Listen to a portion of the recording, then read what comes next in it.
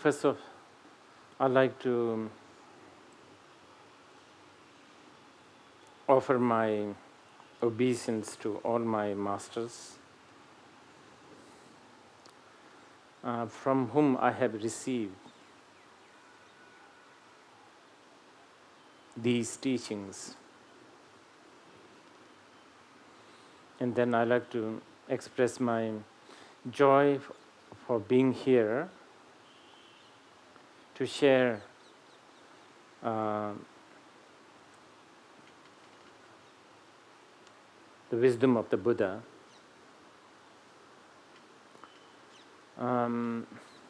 Based on what is known as the Vimalakirti Sutra.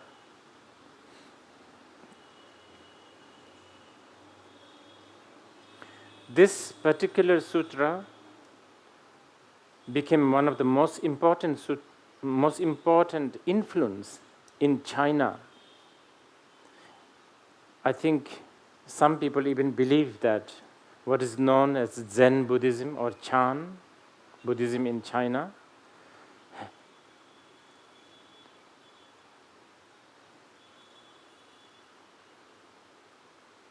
use this Vimalakirti Sutra as the backbone or the road map or the, I don't know, the head, the heart, the eye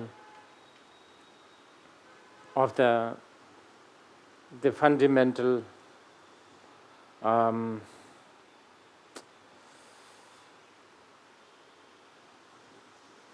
or the quintessence of the spiritual path.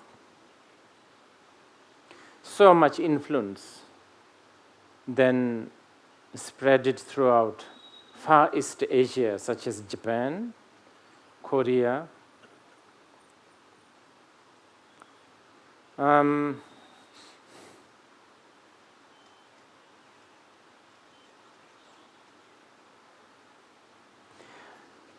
Few years ago, I went to China, especially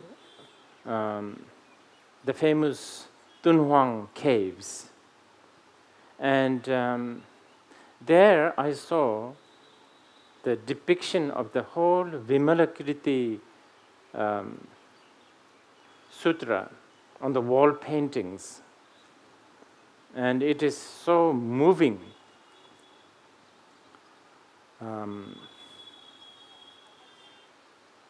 How the Chinese, Mahayana Buddhism especially, Mahayana Buddhism has cherished this even back then.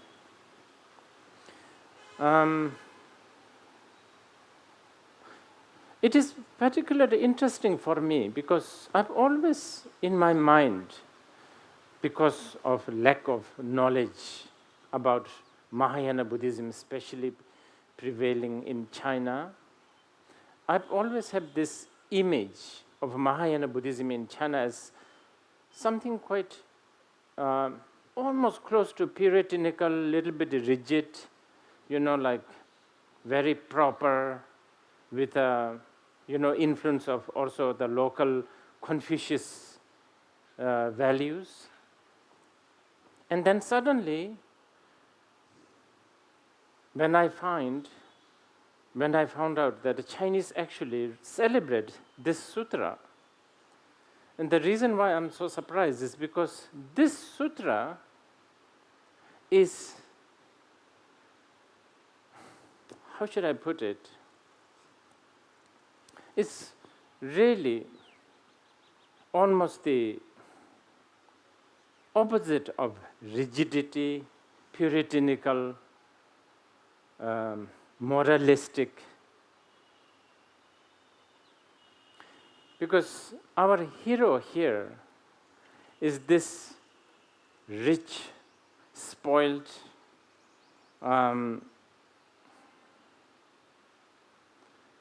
indulged, lichavi merchant, businessman called Vimalakirti. And when you go to these Buddhist countries like Japan or China, especially in China, monks are very, very much venerated. And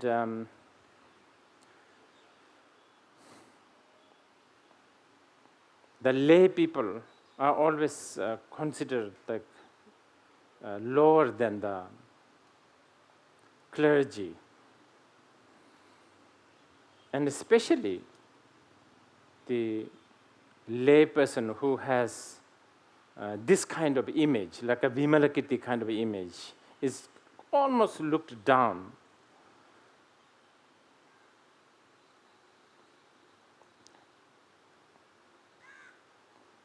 It is interesting almost to notice that why Vimalakirti is really not talked about in India.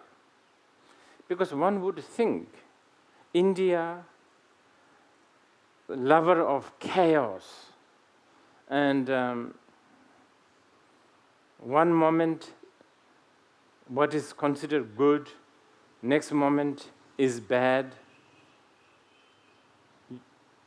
One would think that in India this sutra would be celebrated, but somehow probably India had too many choice,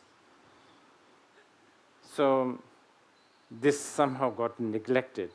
But this is quite interesting. Anyway, I brought this printed version of Vimalakirti Sutra in my hand just to really give you an idea that this is not, as this is actually a venerated and celebrated sutra for centuries.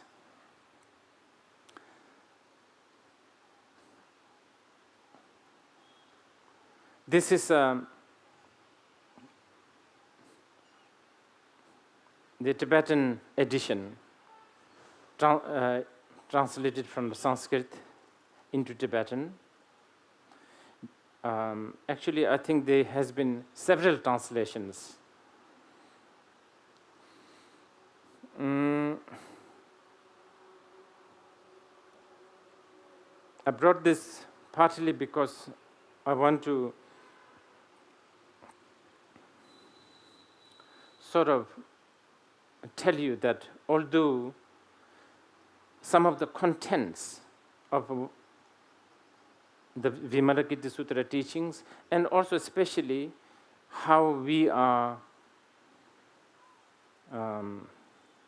trying to celebrate the Vimalakirti Sutra, especially this time, may look like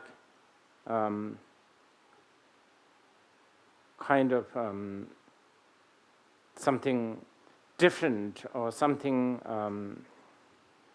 new or modern, if you like. You may think that we are probably modifying or making it into, we are diluting probably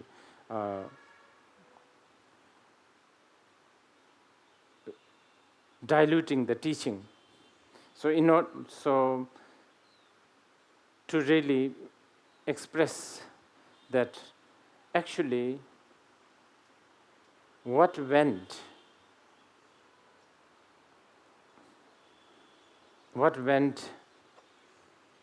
has happened in the Vaishali, Vimalakirti's mention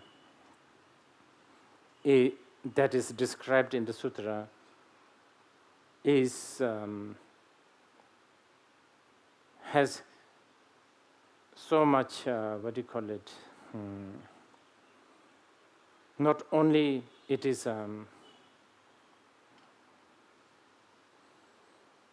from the Buddhist point of view a historical event, but it is also from the teaching point of view, each and every episode and the events and even the symbolisms have so much profound meaning For instance, the very name Vimala Kirti really has so much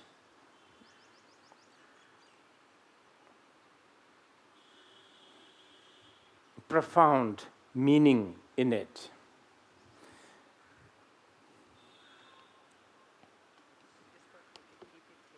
No, it's okay.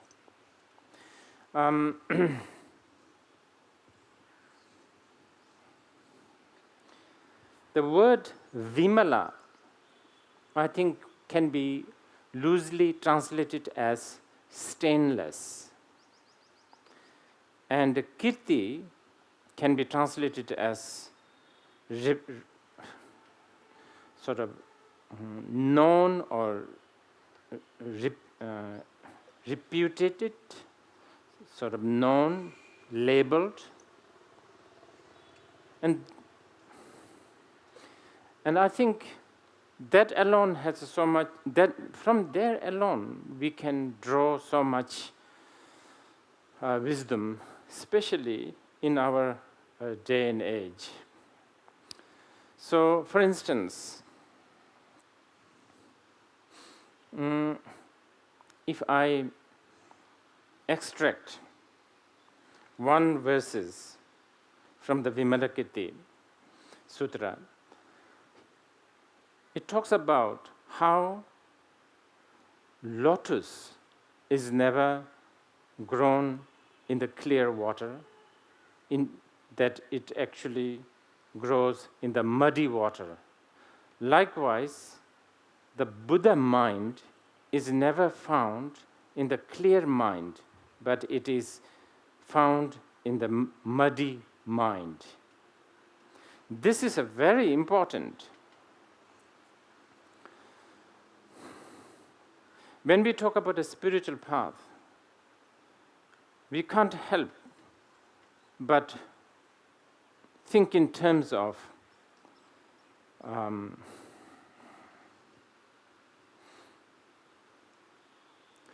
defilement as a problem, and then a path as a solution.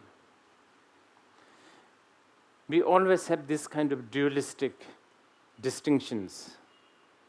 For instance,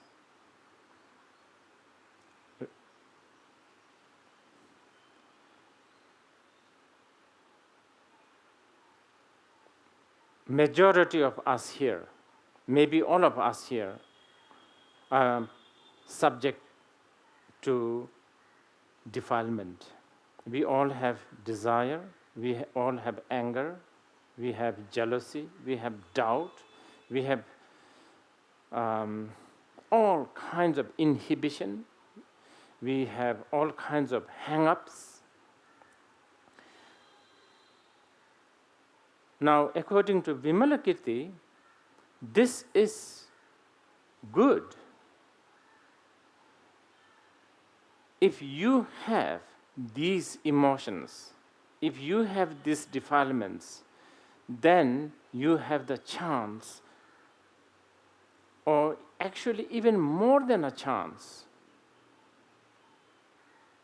having the emotion, having the defilement is equal to having the wisdom.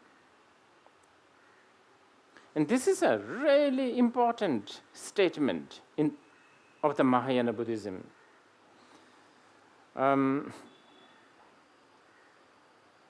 Almost always we look down at emotion, especially in other sort of spiritual paths, even within Buddhism. How many times we keep on hearing mind training. And when we talk about mind training, we always think in terms of looking down at volatile mind, distracted mind. We almost always see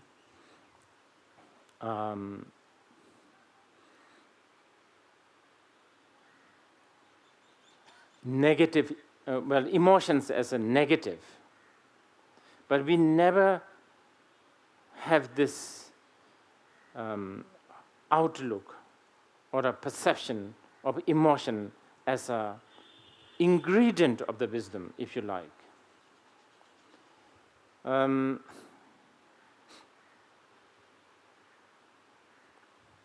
this is probably the quintessential wisdom of the Vimalakirti Sutra.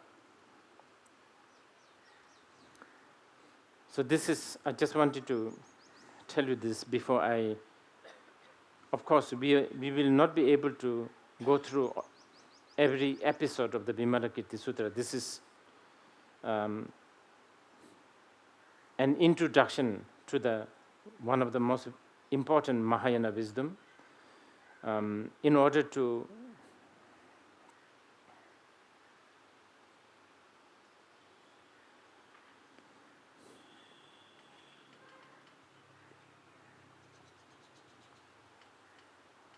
stabilize our recognition of this wisdom,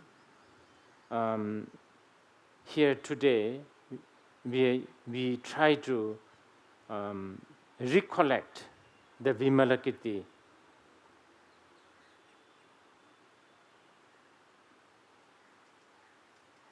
through different means.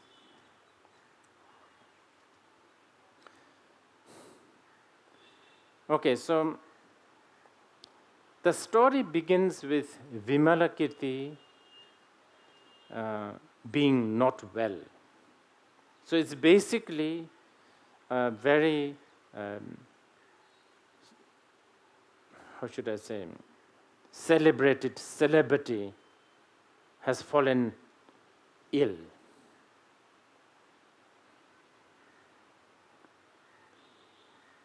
And this in itself has a lot of meaning.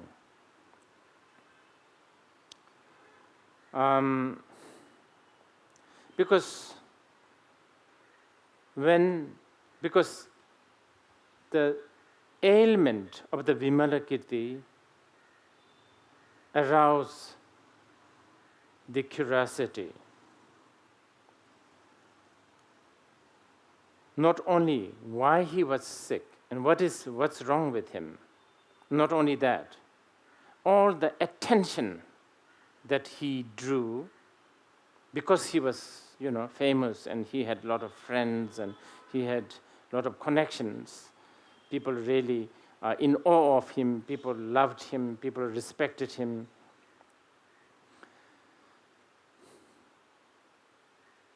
So our story is very much, story begins with Vimalakirti being sick, and he had all these visitors to check up on him. And Buddha also, being one of his friend and also the teacher,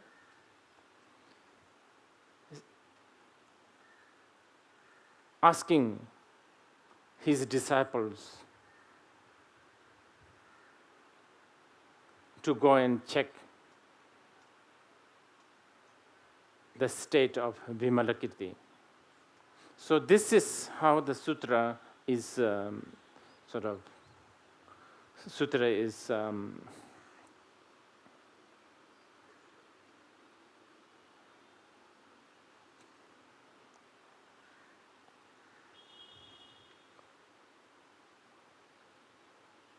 categorized.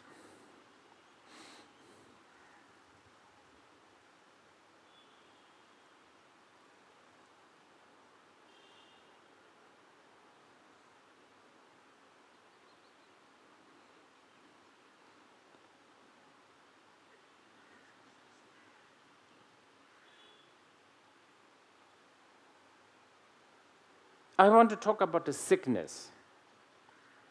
As I said, the central theme of the sutra was triggered by somebody getting sick. So I want to dwell on the sickness. And I made few notes.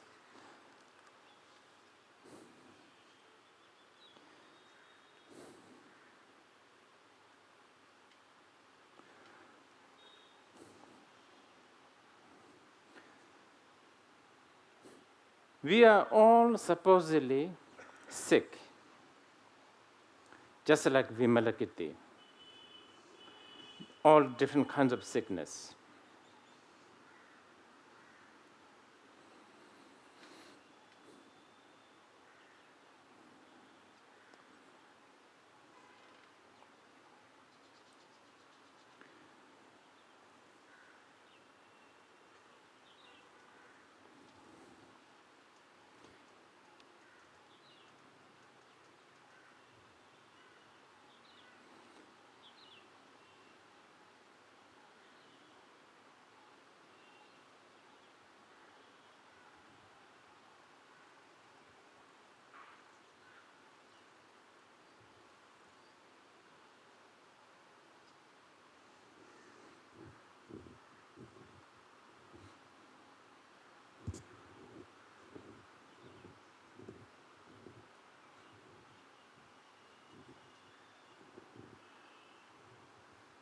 I'm just trying to remember. There's so many different kinds of categories of sickness. But let me choose this sixth set of sickness that the Mahayana Sutras talk about. And it's a very interesting sickness. It's a sickness of, how should I put it? Maybe habit, but it's much more than a habit. It's like inclination,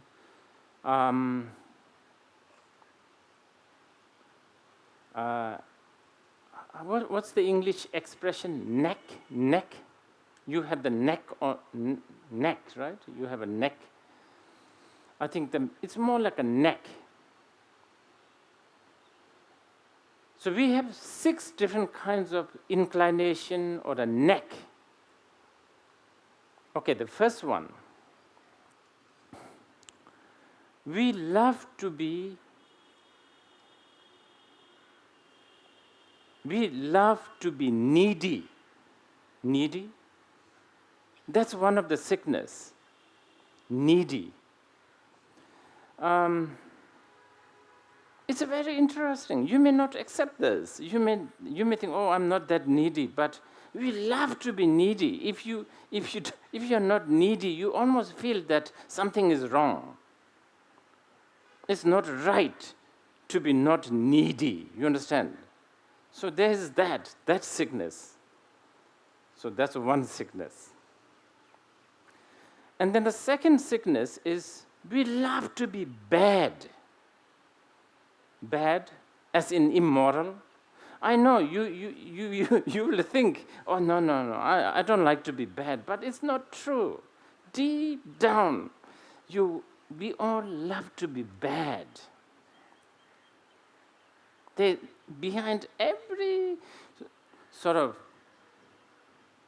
morally sound looking human being, there is this thing in them to be bad. There's love to be bad. I'm not translating this very well. These are really important words, but maybe we can discuss this later. Then the next is, you may think you are not violent, but it's not really true. We love to be violent. Oh, of course, not necessarily with a knife and a gun and all of that, but we have a neck for neck. Can you understand the word? We have neck for violence. We just love it. Some sort of a violence is necessary. It sort of satisfies your itchiness.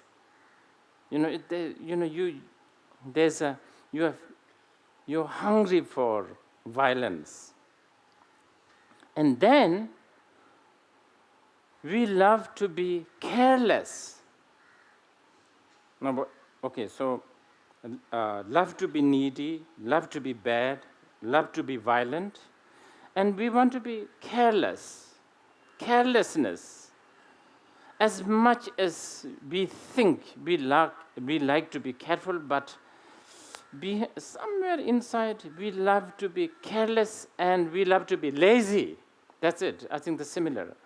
Careless and lazy.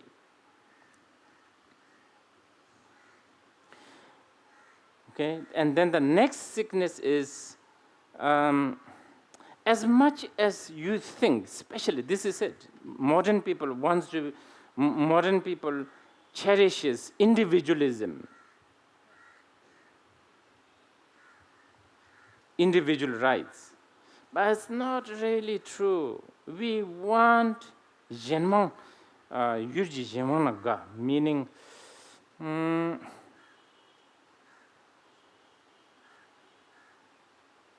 We have the knack for being dependent on something. we just don't like the total independence. You may not know this, but we have, basically what I'm saying is there's a little bit of masochism. Masochist, right? Masochism within all of us. We like to be controlled by others. It doesn't matter whether it's another human or another gadget, or we like to be controlled by someone else or something else. And then, lastly, now this is a very important one. This sickness is a really, really difficult to get rid of. It's a really most powerful sickness. The sickness of loving the wrong view. We love it. We love all kinds of wrong views. I don't know, it satisfies you. It makes you feel that you are alive.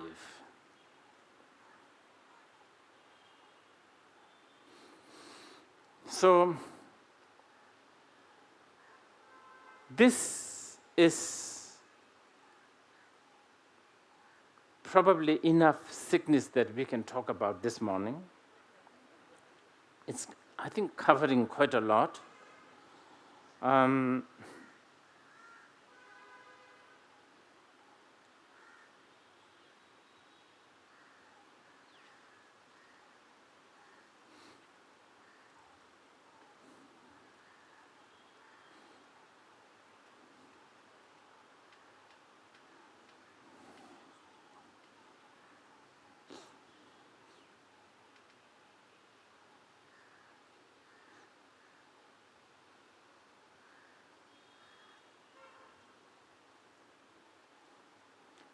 Keeping this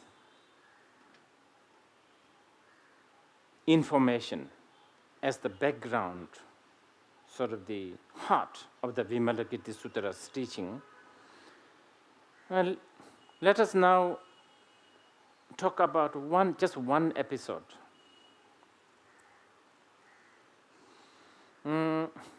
Okay, I don't know which one. Let's talk about gender.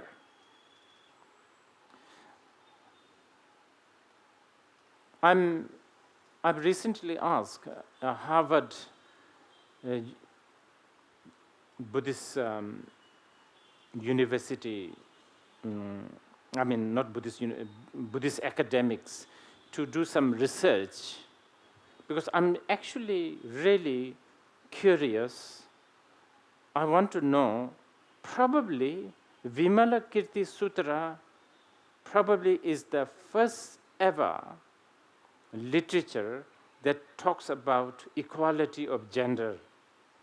In fact, what do you call it? In fact,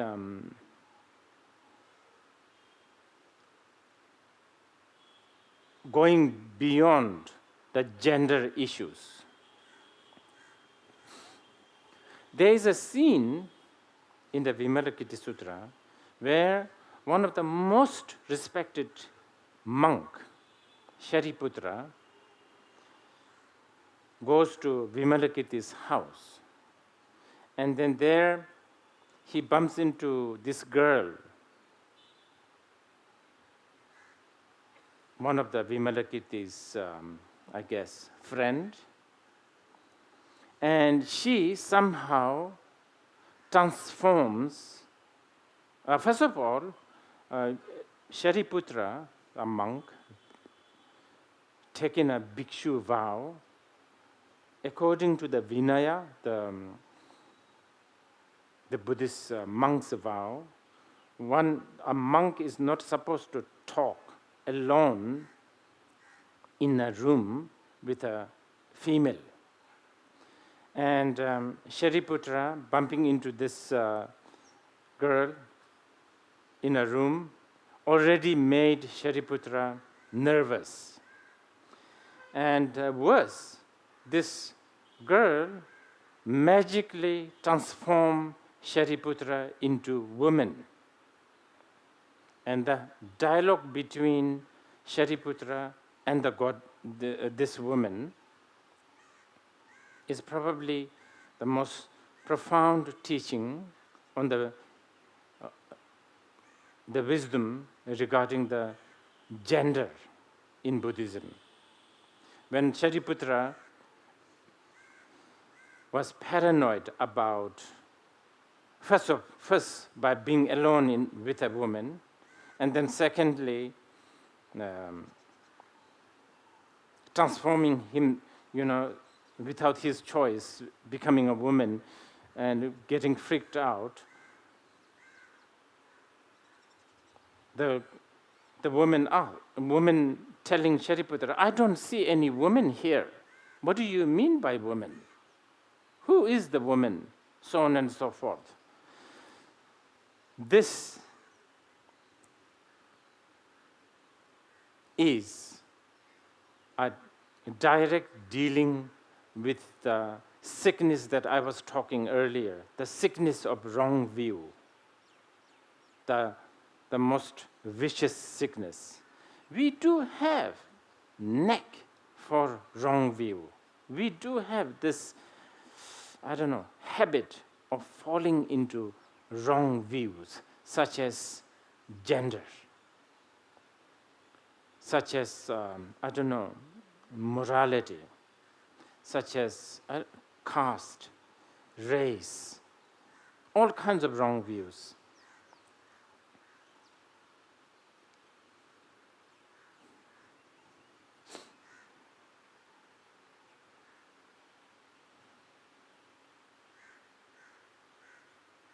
How are we doing with the time?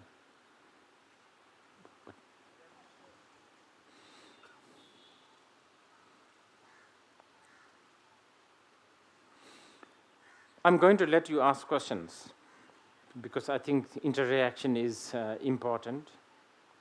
But just one more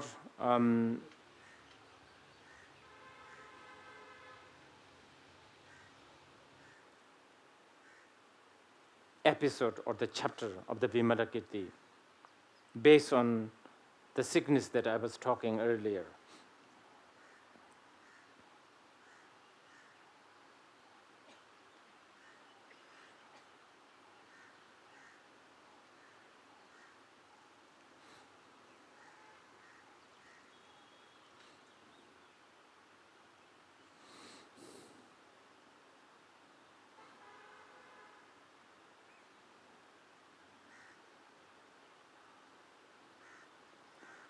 There's a very beautiful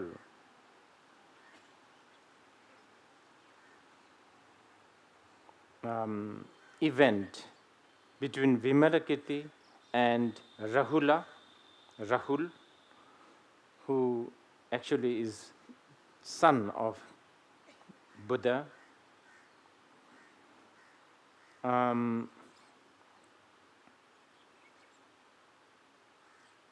Where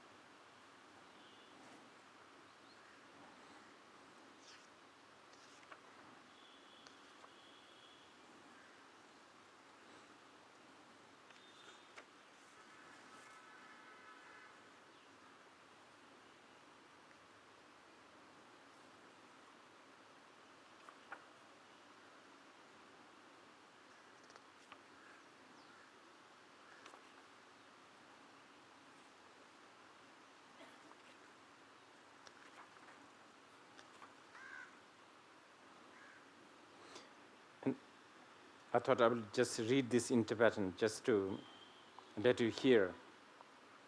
Tene chomne ji tserang den ba dajin zin na katsa ba dajin zin chö dizami dimame ba tabi ne ndir songchik dajin zin ji jan sor ba chomne de da jibu dan ba de dojin don dijing chi war mito te chi le de chomne de da gi ngabar so dujina lizabi juno mangji da kalam jin da la digi ji chu zumba dajin zin chö chomne de ji se yin de koloji wi jasipone rabdu juna chöji 강라 민네 rabdu 중에 연된다 pen 강라 지치네 다 데라 찌리고 rabdu 중에 연된다 pen 땡진 치나 리자빈 dimame bata ba yangda ba kalaba de chibade dala chajini dige jicho zumba dajins rabdu 중에 연된다 pen chita chötem ba tedar mitendo te chi chirshana rabdu 중에 연된 매칭 pen me ba yino zumba dajins 강라 nduje jubade la 연된다 pen ye meje rabdu 중에 dumaje be jorwainde. So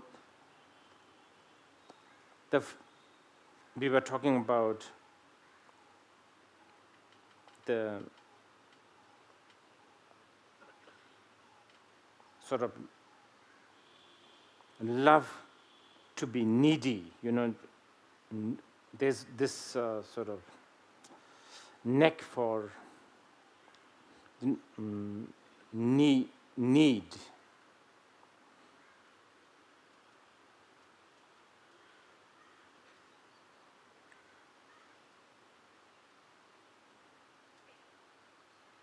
Always needing something. In order to counter that, we could say that the encounter between Rahula and the Vimalakirti, the story is really profound, because Buddha's son, Rahula, was talking to a group of Lichavi, and Rahula was praising about renunciation, how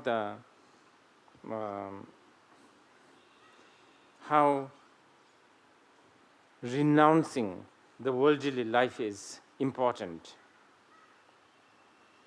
so on and so forth. And then came Vimalakirti,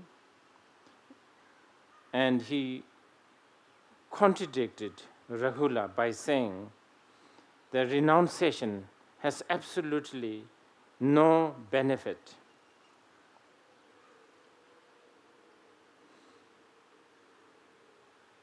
Challenging this wish to renounce the worldly life is yet another need or needing, looking for looking for another need. Only when a person is free from this urge or this wish to need, then, only then, a person can be renounced.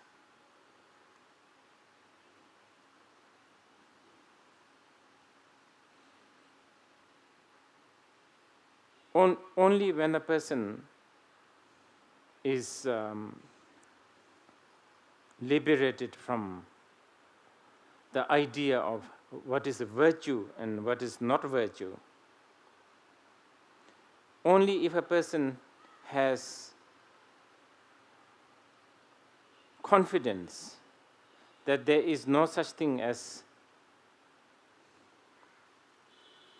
profane and sacred,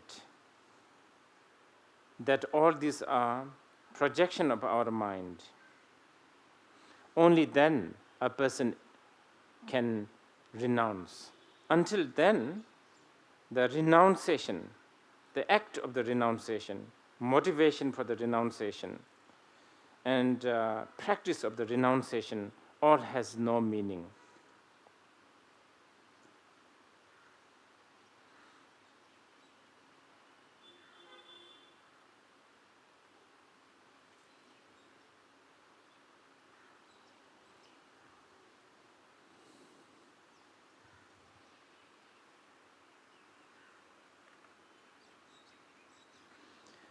So with this, I hope you have a sort of a glimpse of this very, it's a very profound sutra. It's not something that can be easily understood with normal approach of what is spiritual path based on very dualistic path. But if you can go beyond dualistic thinking, if you can appreciate the wisdom of non-duality, then I think the event of Vaishali 2,500 years ago with Vimalakirti and the rest of the Buddha's disciple would really liberate us from these 6 sickness that I was talking about. And if you can really entangle ourselves from this 6 sickness, it's a quite an important freedom. So I will let you ask some questions, and then we will talk about another 8 different kinds of sickness if the time allows. Do you want to ask the questions?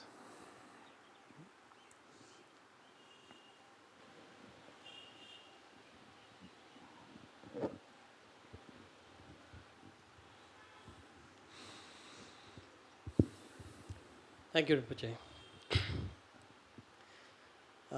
I'm very grateful for all the causes and conditions to come together for me to be able to ask this so early in the piece. Thank you so much for allowing questions, because I've read the sutra and I find a resistance, and I'll be really happy to overcome that resistance right at the beginning. The resistance is born out of the fact that we're talking about bodhisattvas who supposedly are beyond likes and dislikes and whether they would like to go to Vimalakirti because they're supposed to have transcended that. Right, okay. Now, while I understand that they're all actors in a piece and the idea is to get across a message, why is it that people of the caliber of Shariputra are being made to ask or made to have such extremely mundane emotions, feelings, and thoughts? And also whether this is supposedly something that actually happened 2,500 years ago, because it also intersperses people like Manjushri, who I'm not sure walked the earth. So, okay. Thanks. Okay, my answer will really sound very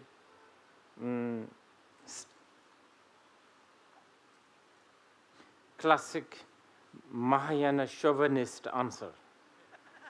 You understand? I hope it's not going to rub the, those who are practicing Sharvakayana teachings. First, I have to say, the Sharvakayana teachings are really, really important. When I say Sharvakayana, I'm talking about, like the traditions such as Theravada that are practiced in places like Burma, Sri Lanka, because these wisdom are like the fundamental, they are like the root. But when we talk about a Mahayana, then we are talking about altogether different capacity.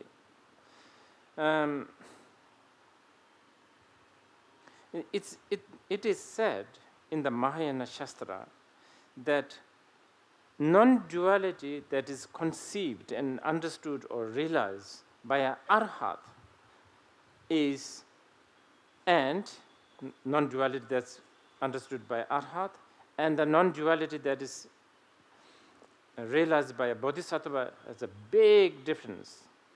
Chandrakirti said, a great Indian Mahayana commentator said that a termite would eat the wood and create a space, accordingly.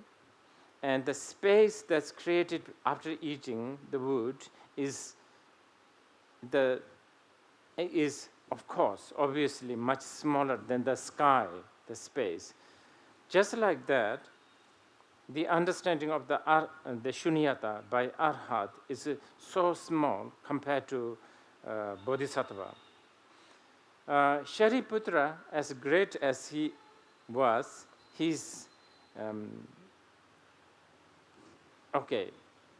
depicted here as a arhat who have accomplished the arhat level, arhat, meaning who has basically,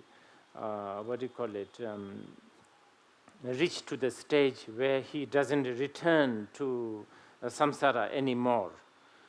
You know, even that, you know, the arhats wishes to entangle themselves from samsara. There's a big difference. The bodhisattvas don't have that wish.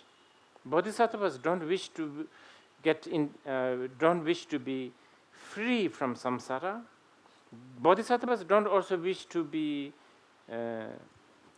entering into nirvana.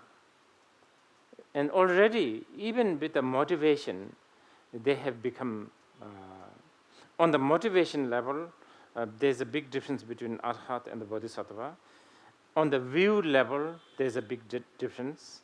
So I think this is demonstrated in the Mahayana Sutra. Since this is a Mahayana Sutra, I'm sure, you know, the Sharvakayana people will not accept this. And I mean, historically, they have never really accepted this.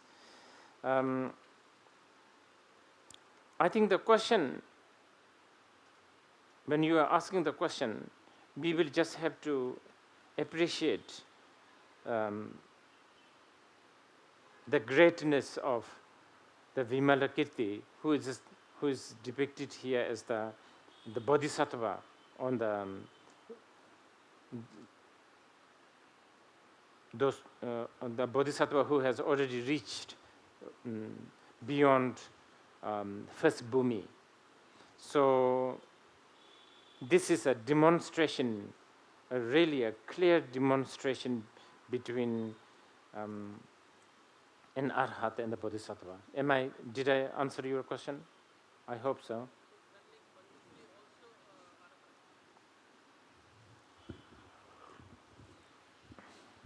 Does that also make Manjushri an arahat?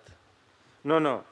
Manjushri, as you can see, Manjushri was, first of all, Manjushri was the first person who said, yes, I will go.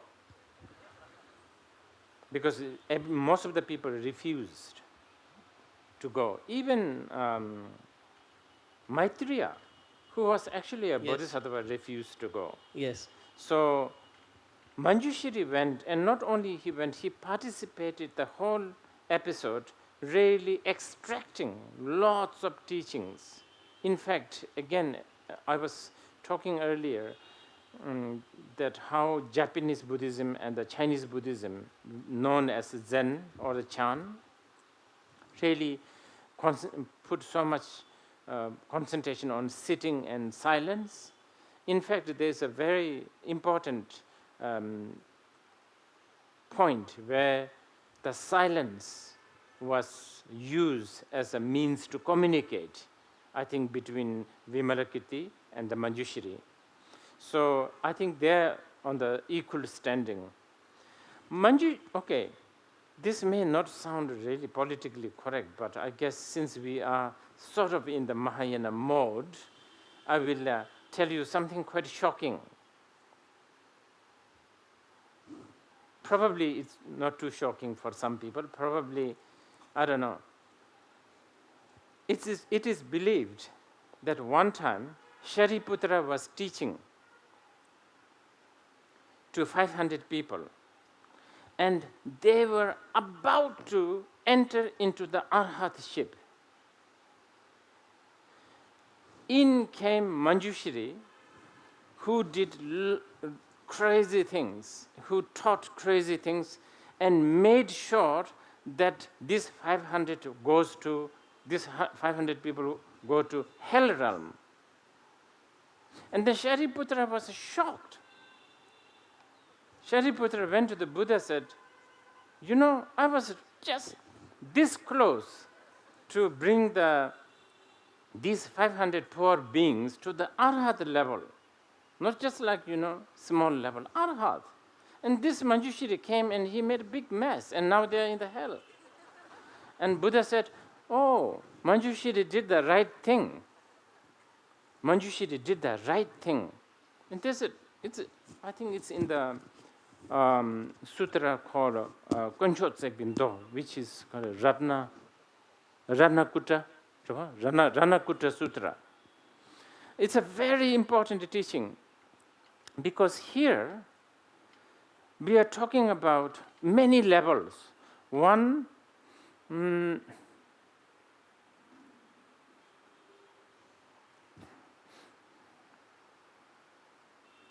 okay, how should I put it? Okay, I will give you first some sort of a mundane example. This is what the Mahayana people think. To be irrational is not a good thing. Irrational, okay? Illogical is not a good thing. So you have to save from being irrational to rational and logical. You should. But if there is a chance to transcend rational, then that would be the ideal goal. So let's say somebody is about to bring 500 people to rational, okay, rational zone. Now another person observes this, and then he or she realizes that these 500 people, if they reach to this rational zone, they will be stuck here in the rational zone for a long time. The reason is because rationalism and logic and sensibility is very intoxicating. And it's like, because it convinces you, it makes you feel comfortable. Again, we could go back to the sixth sickness that I was talking earlier. Is one of those. We can refer later.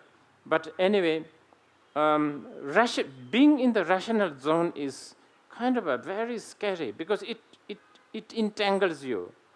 You go round and round and round, and you bring your own logic, so on and so forth. But let's say you realize that if you can temporarily, for 5 days, push you to the irrational zone so that you can actually rescue these 500 people from irrational zone and the rational zone, you might as well do that out of compassion. And this is what Manjushri supposed to have done. It's a very, as I said, very Mahayana, you can call it a chauvinistic. But if you are looking from really very profound, non-dualistic philosophy point of view, then you will appreciate this statement. Non-duality is a really, and I just went to Europe, and I just told the Europeans that if there is one culture and a species that can digest non-duality, it would be Indians. Even the Tibetans, even though the Tibetans have adopted, thanks to Buddha Dharma, I really, thinking back, thanks to Buddha Dharma, Tibetans are how they are right now. If you can just imagine Tibet, Afghanistan, some parts of Pakistan, if there is no Buddhism, Tibetans are those perfect, they are made for certain, they will volunteer blowing themselves up just like that, because they have that kind of mentality. They are so, what do you call it, tribal. They are very narrow-minded. They are racist. They really see very small. They are quite also very patriotic, loyalty, mountain, horses. You understand? Can you think about something along this line? Buddhism has done a lot of good things for Tibetans. It's a miracle, actually. Buddhism did work. But when it comes down to non-duality, that sometimes I wonder how much the Tibetans are digesting it and really understanding it. Chinese also, the Japanese, because it's not an easy thing to really, probably you can understand intellectually, but to really understand emotionally and practically, it's really, really difficult. And the non-duality is taught completely and full scale only in the Mahayana Buddhism. So if you appreciate this non-duality in its full sort of capacity, I think you will understand the Vimalakirti Sutra, and then you will also understand the 5 sickness I was talking about. I mean the 6 sickness. And by the way, just to sort of conclude the 6 sickness, it is because of this sickness, 6 sickness, we have also been taught the 6 paramitas. So it's actually the 6 paramitas are sort of the antidote for this 6 ailment. Okay, any more questions? Here is a question from...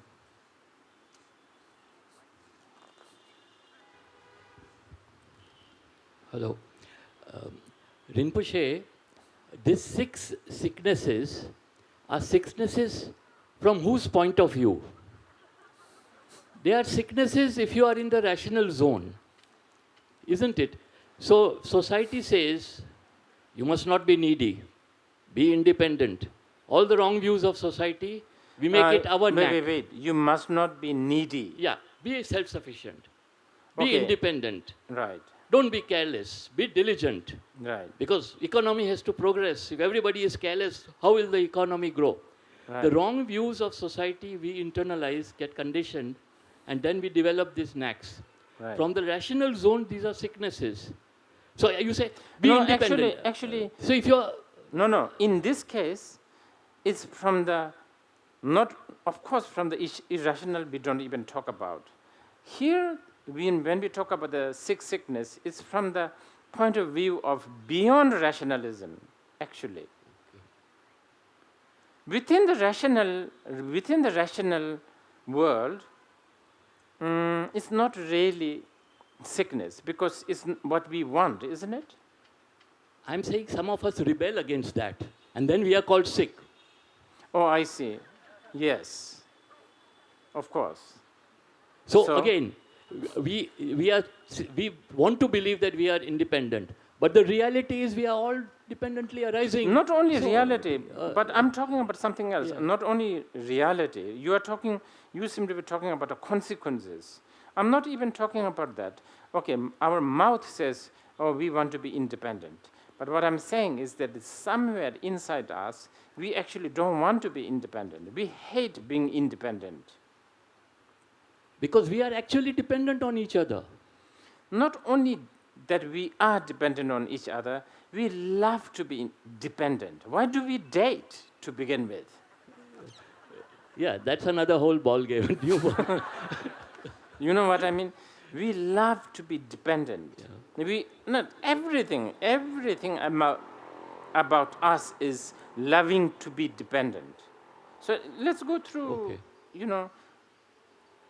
yes, we say, okay, we don't, I'm not needy, as if it's a virtuous, right?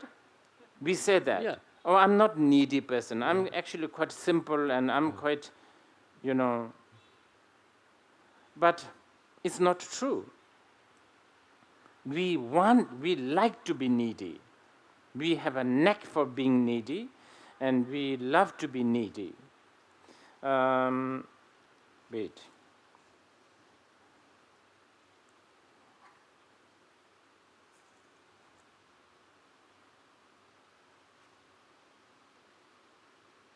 For instance, it's a bit like this. It's a bit like my suitcase. I think my suitcase is a good example. I travel, and 90% of what I carry in my suitcase I don't use.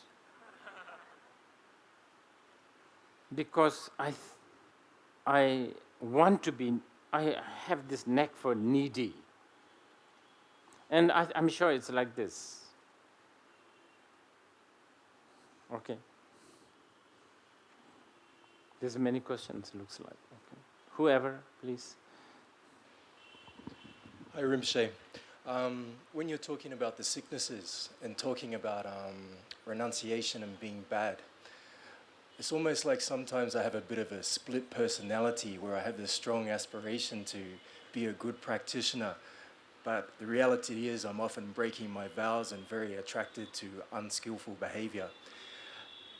How do you sort of work with this shadow side that you have and get over the hang-up of having to be a good Buddhist, or what do you have to say about this? Well, first of all, I should say Vimalakirti Sutra is it's a really it's this is a sutra that really teaches the ultimate truth.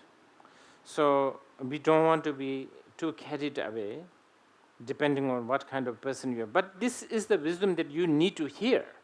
You need to have this as your backbone, as the sort of the fundamental foundation, if you like. So, okay, let's talk about the renunciation. Often when we do the renunciation thing, when we look for renunciation, it is based on needing at least a sense of relief, sense of peace and quietness. It's not really deeply rooted to absolute renunciation. And this is what Vimalakirti is talking about. If you have that, then you are not really renouncing. You are actually escaping. You are just retreating temporarily from a burden, from your projection of burden. And the worst is that you retreat from one burden and then you enter into another burden, and probably you even get attached to that burden.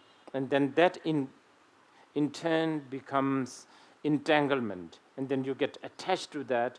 And then not only that, a certain pride of being a renouncant then develops, and then you develop, what do you call it, sort of a puritanical righteousness, which then gives birth to pride, ego, and which then gives birth to loss of compassion, loss of empathy. Then the whole point of the renunciation is lost.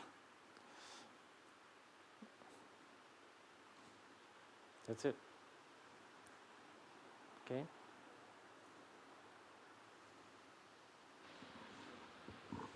Hi Rizpachi, thank you so much for your talks.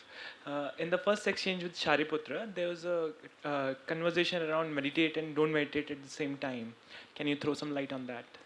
Can we, actually, I'm thinking after the break, we will come back and we will talk about this particular meditation and yeah. Thank you. Thank you.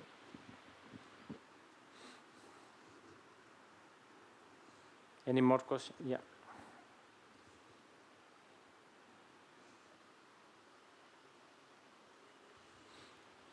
Thank you, Rinpoche. In all this Vimalakirti Sutra, What I've seen is that mostly Vimlakirti is speaking to either an Arihant or a Bodhisattva and addressing him. I just have this kind of a knack to understand that is it teaching relevant also for the sentient beings like us, because we deal at a very different level. The bodhisattvas, they have already have a certain level of concentration, understanding, and surpass many bondations. And we are at a level where we cannot even listen properly. So, Yes, in one way you are very right. But on the other hand, I have to point this out, and this is really important.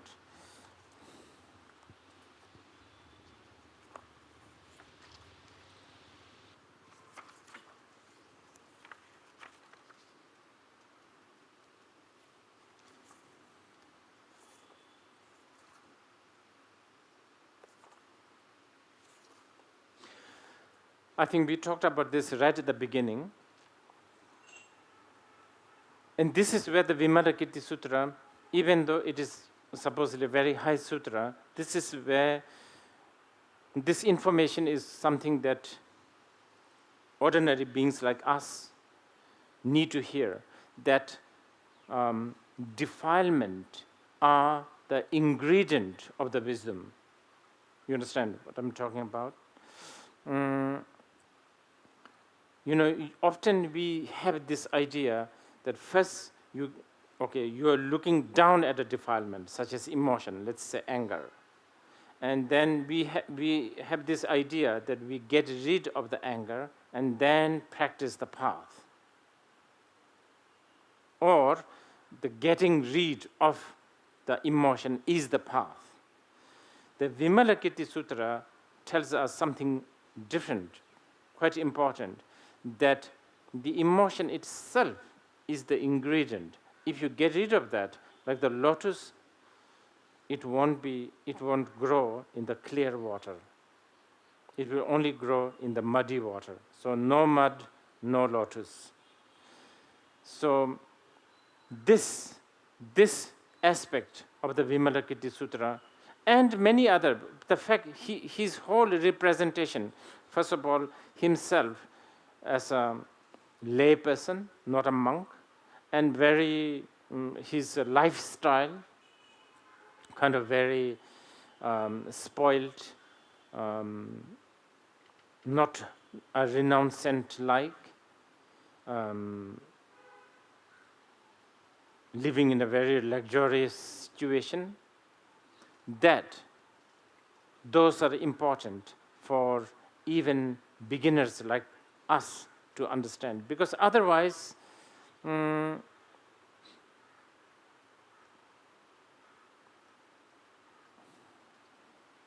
it's a bit like this.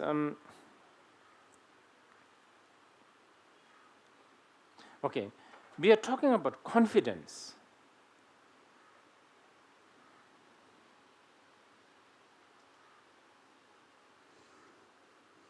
Okay, I think we can start with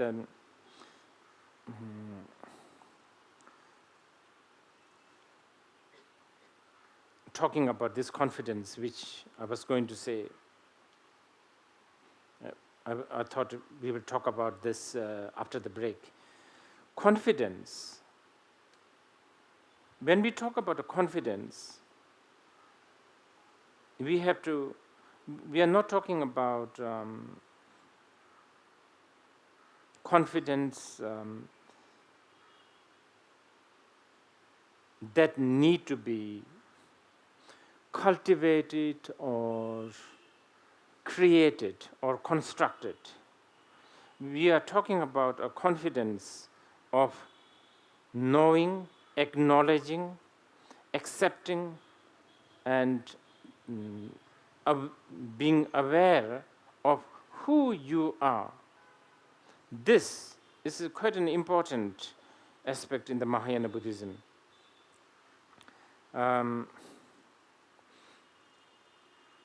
We have our defilement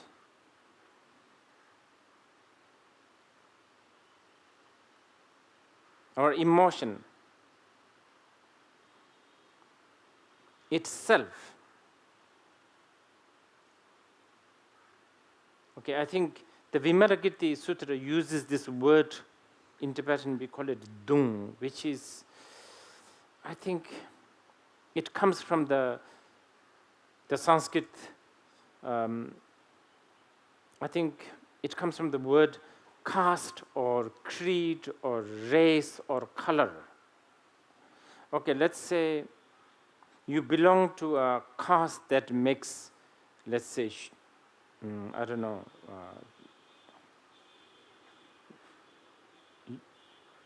king or a merchant or a shoemaker or whatever. So you are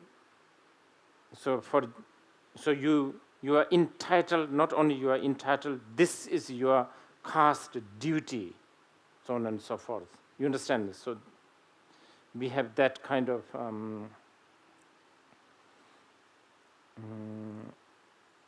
understanding of, how should I say,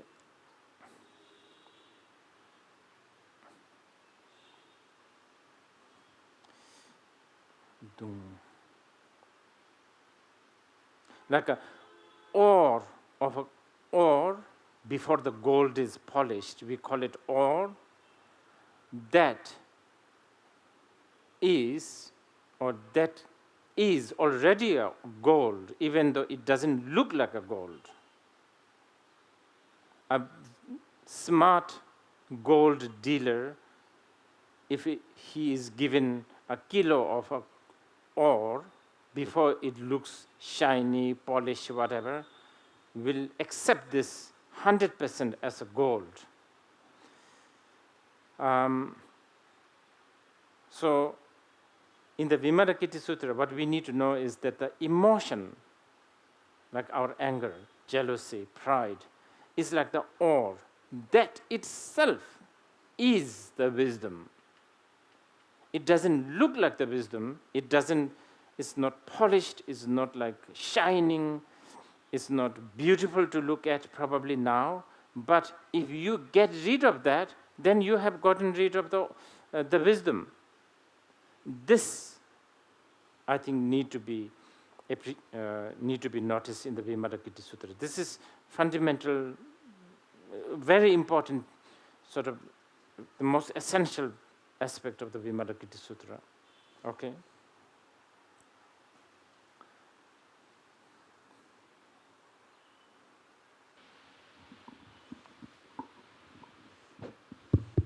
Thank you, Rinpoche. Another kind of a follow-up and more of a political question.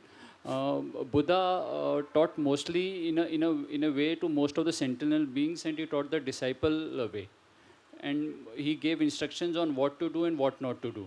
That's quite a blessing for us, I would say.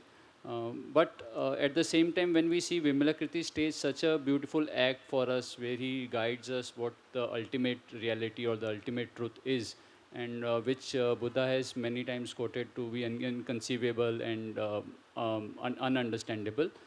Do you think that Buddha taught more to the sentinel beings? That's why he took the way of the disciple, and that's why the disciplined way should be practiced more than the Vimalakirti way? For us, I would say, not for the Bodhisattvas. I didn't hear this question completely, but based on... I just wanted to understand that Buddha taught mostly the disciples.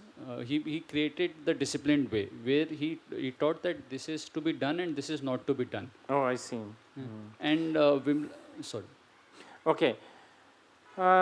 This is important that you know, and this is very specific about Indian philosophy in general, and especially Buddhism.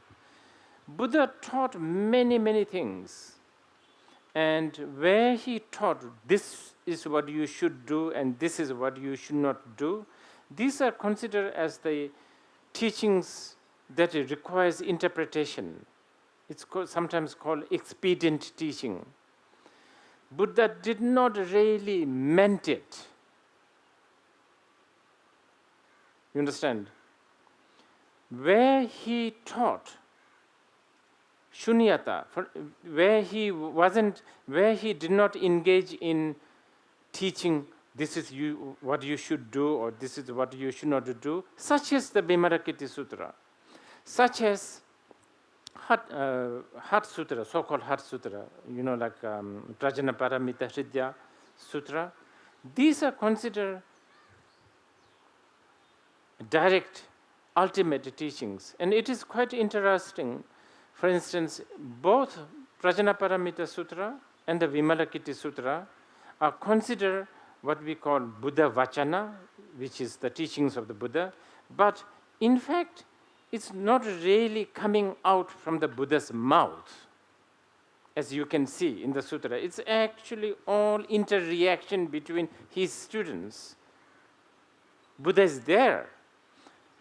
In fact, maybe I should have told you, right at the beginning of the sutra, it starts with Buddha in Vaishali, and all these Lichavi people with a 500 parasol came, and the Buddha transformed all the parasol into one parasol, so on and so forth. This is how the sutra is set up. Some sort of a miracle power. But miracle power is just one way to understand. If you are talking about, philosophically, what the sutra is trying to express is 501 is just a projection. It is just an imputed number.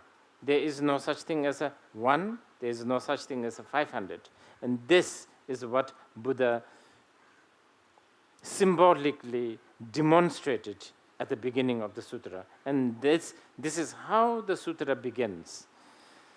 Just like in the Prajnaparamita Sutra, Buddha actually is doing meditation, and it was the conversation was between Avalokiteshvara and Shariputra again. So please keep in mind, Buddha's teachings usually comes in two forms. One, put it in a very mundane language. One where he did not really meant it, and the other is he really meant it. Many of the teachings that he did not really meant it has three characters that we need to know. The first character is he always has a hidden agenda, so to speak. He always teach these teachings so that the listener will eventually go to the ultimate teaching. That is the sort of the hidden wish. The second character is, it depends with what kind of a student is listening. For instance, this might trigger some argument with some of our friends here, but anyway,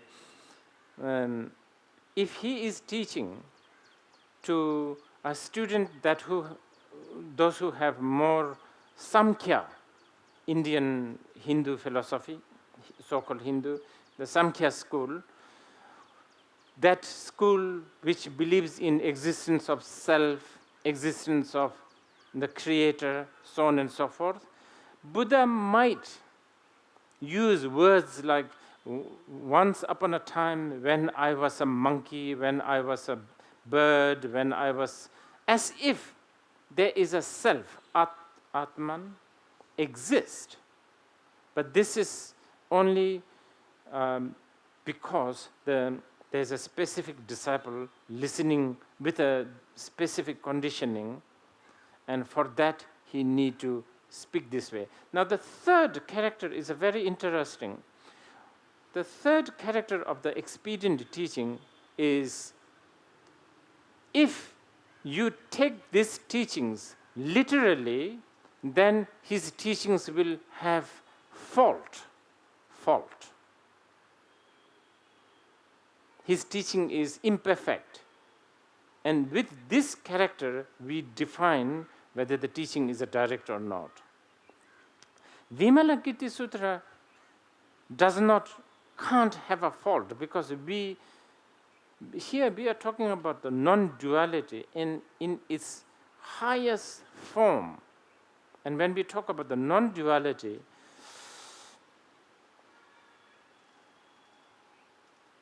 to construct a fault is very, very difficult, because there is no reference. This is why Nagarjuna said, I have no thesis, that's why I am free of fault. There is no thesis, there is no assertion, there is no, reference, basically. So we talked about non-duality. We talked about, just very briefly this morning, we talked about emotion as the ingredient of the wisdom. All these probably, theoretically, maybe it's kind of acceptable, theoretically, intellectually. But how do we live with this? How can we make use of this wisdom in our day-to-day life? Because that's important. If this can't be used, if this can't be applicable to our moment-by-moment, day-to-day life, then this is just an intellectual exercise. And this is the great thing about the Indian wisdom. The Indian wisdom really appreciates the relative truth and the ultimate truth simultaneously. In fact, simultaneous is also not really the right word, because when we talk about simultaneous, we seem to be indicating there's a two thing that comes together. There is no such thing as relative truth and ultimate truth. Actually, even the labeling of relative truth and ultimate truth is just for the sake of communication. What we know, obviously, what we know is we get distracted all the time. The moment we think, actually, the moment we think, we are distracted. And when I say distracted, fundamentally what I'm saying is, when whatever we are thinking, we are not aware of what we are thinking as we are thinking. That's it. As simple as that. We are not talking anything beyond that. We are not talking anything sophisticated, anything magical, anything special. In fact, at this level, special is the hindrance. We don't want anything special. We don't want anything mysterious. All the so-called special qualities, like the halos, like the lights, like, miracle powers, these are all there in order to communicate, because there are beings who likes halos. There are beings who likes miracles. And not only that, we are bound by symbol, we are bound by language, we are bound by a certain set of thinking. And it's really difficult to get out of that thinking. That's really difficult. It's almost unthinkable to think a world without, let's say, a Tuesday, because Tuesday is forever set in our mind set. It's unthinkable to think of a world without, let's say, 4 or 5, because it's just deeply ingrained. And also, we are not against that. All the conventional truth, Buddhism is not against. Buddhism is, and especially Vimalakirti, is not against any of these conventional means and the truth. In fact, beyond the conventional truth or beyond the conventional reality, you will not find ultimates outside of that.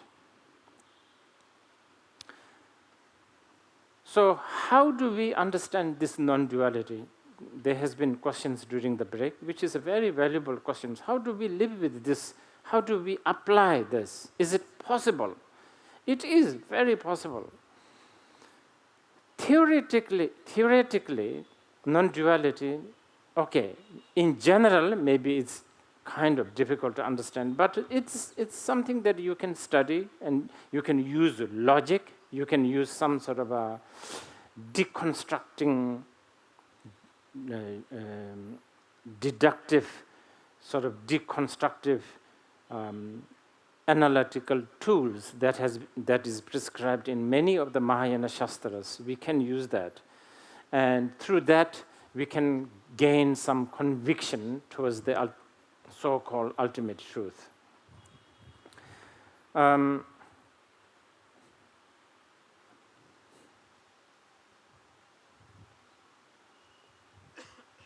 But applying this, as I'm keep on repeating, applying this moment by moment is difficult.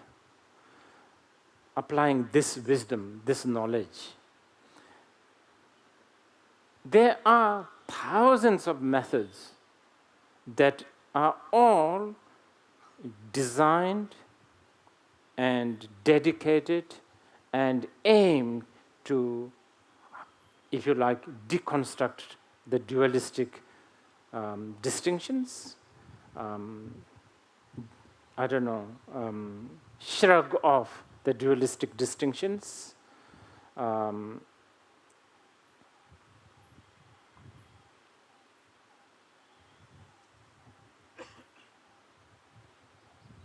see the raw, ever-present non-duality. There are many, many methods. The very one that is going round these days is so-called meditation, which is also discussed in the Vimalakirti Sutra. But first I want to say there are so many methods. For instance, pilgrimage is one of them. Although pilgrimage is now considered as something backward or maybe something superstitious, it's maybe a cultural thing to do, but in fact it is not. I think, again, this is also touched. This particular subject is also discussed in the Vimalakirti Sutra, where right at the beginning, when Shariputra had a thought, where is the Buddha field? I only see dust and, smell. And at that very moment, Buddha talked about Buddha field. So, like the practice of pilgrimage, which is once upon a time very much practiced in places like India, definitely, China, elsewhere. But of course, now, the practice such as pilgrimage is not really popular. I mean, probably it's still popular among the more traditional Buddhist society or countries, but among the younger generation, maybe the pilgrimage is not as valued as methods such as meditation. There are methods such as gesture, applying gestures such as such as like in the meditation, one of the body physical gestures is sitting straight, but not just limited to gestures such as sitting straight or closing eyes or breathing in and out, but actually carefully guided mudras, gestures such as salutations. And then there's also the methods of how should I say,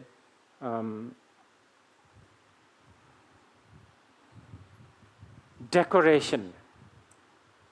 And we are talking, I just want to talk about the decoration a little bit, since, especially this time, there is a lot of decorations here.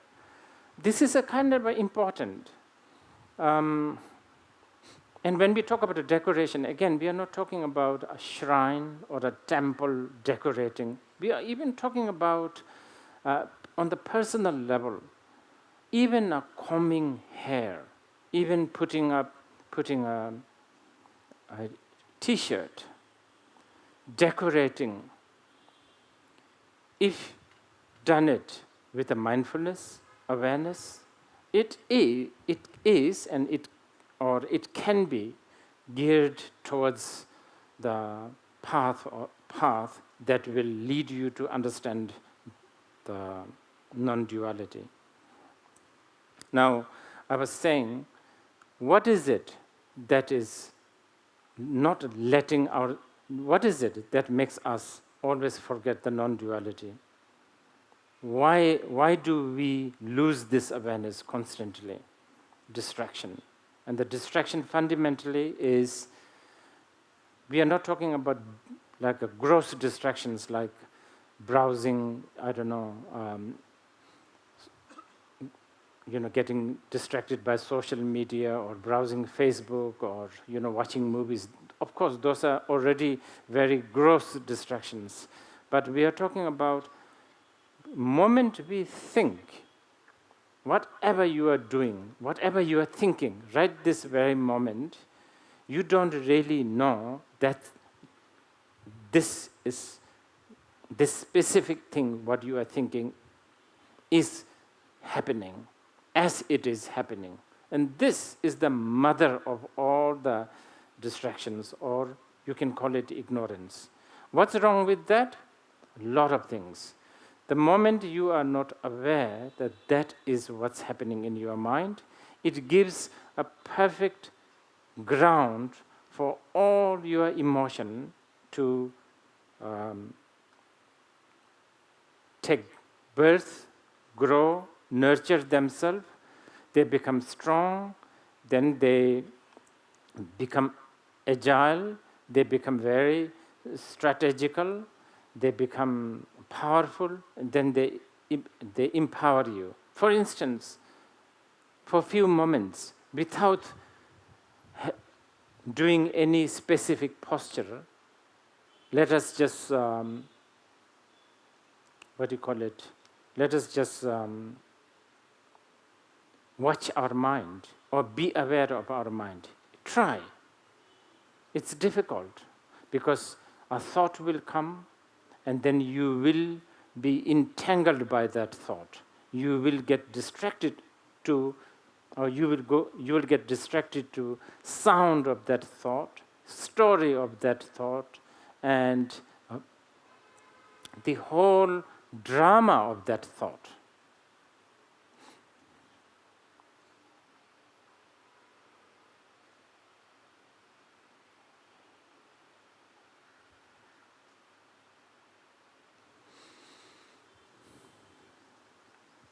And the thought comes all the time.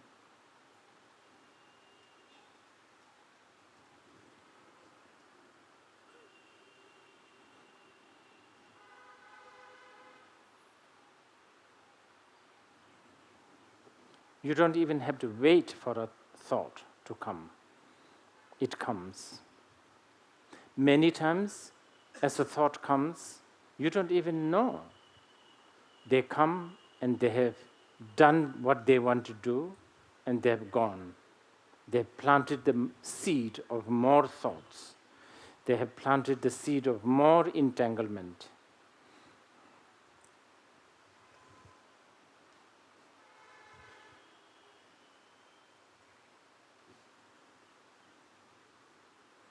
And as you get entangled,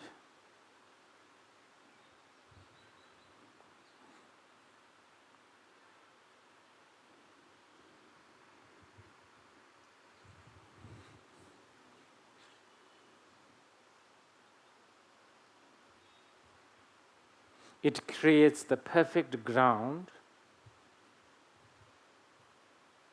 where all those six sickness that we were talking this morning.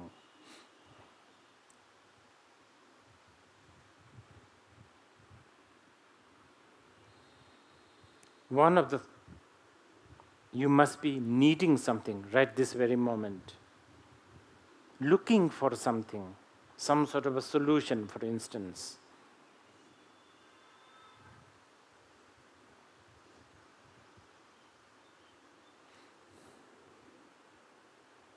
Or you don't want to even look at it.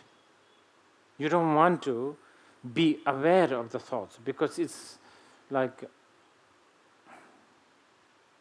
you remember one of the sicknesses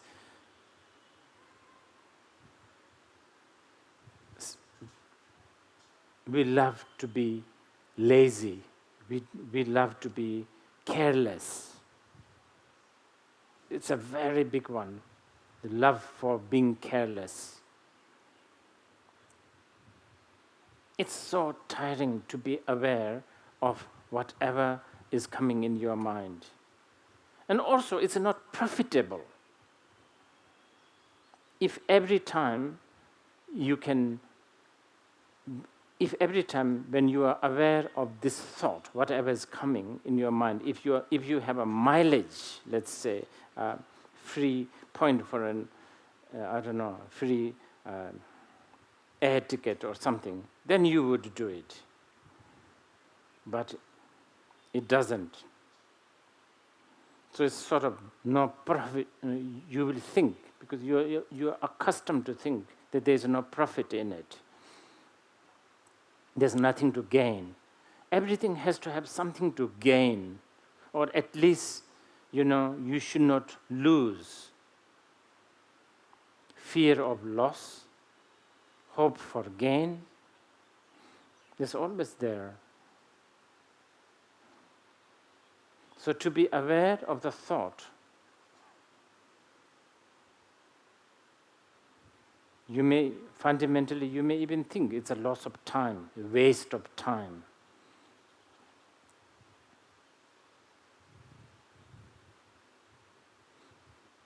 When actually, if you can be aware of whatever the thought is coming, that would really open door to confidence, creativity, compassion, love, and of course, non-judgment, not falling into extreme, and then, therefore, non-duality.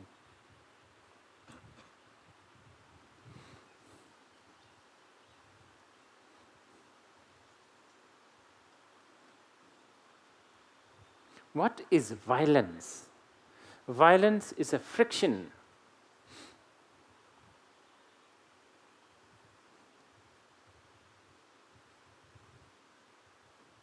This mind to fix something.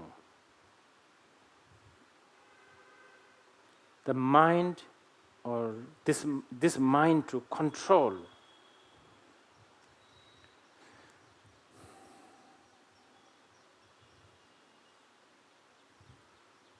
To be on the top of everything, to be under control.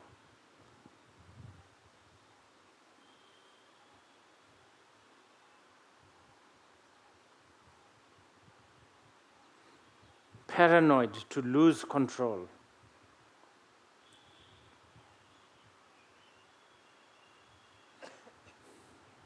Therefore, creating big distinctions between right and wrong, black and white, virtue and non-virtue. These frictions are fundamental violence.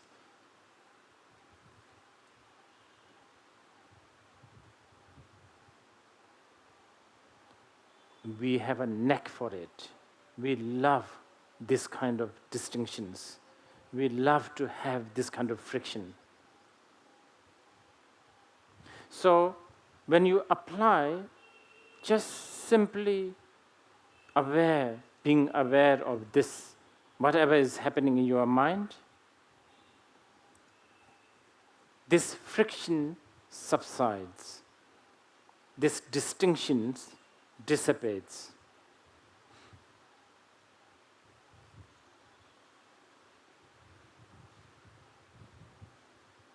This judgment collapses. And by the way, as I speak,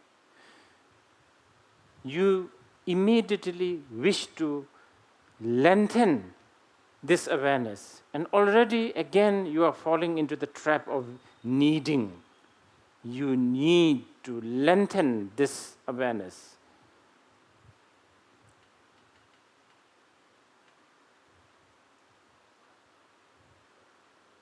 No need to lengthen.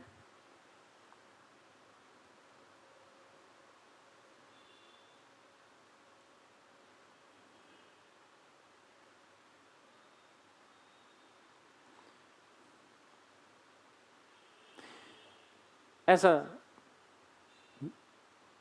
layperson, if you are aware of a thought once a day, but when I say aware of thought, I'm not talking about recalling a thought that happened in the past. I'm not talking about anticipating a thought, or anticipating a future thought.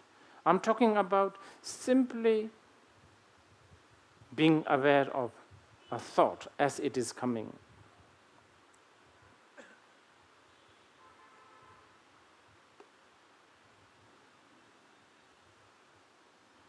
Even once a day.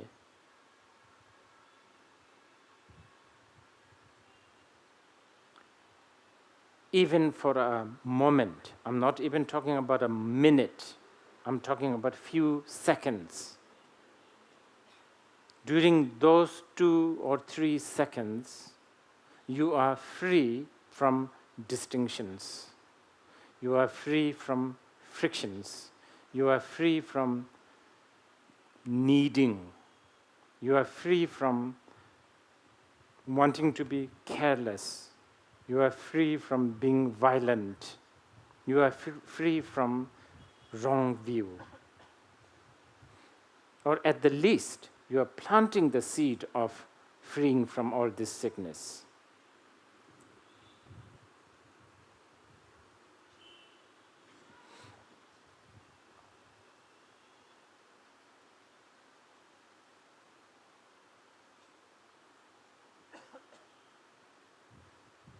So, non-duality, shunyata, definitely it is something applicable, something that can be practiced. It's not something that you can just read and think about it and have some sort of a fake conviction, but it is something that you can apply. It does not require any kind of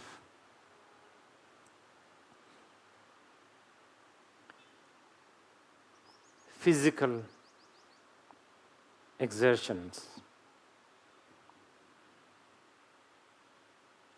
We are talking about a moment of awareness. And this is kind of important, we are not talking about a general mindfulness here.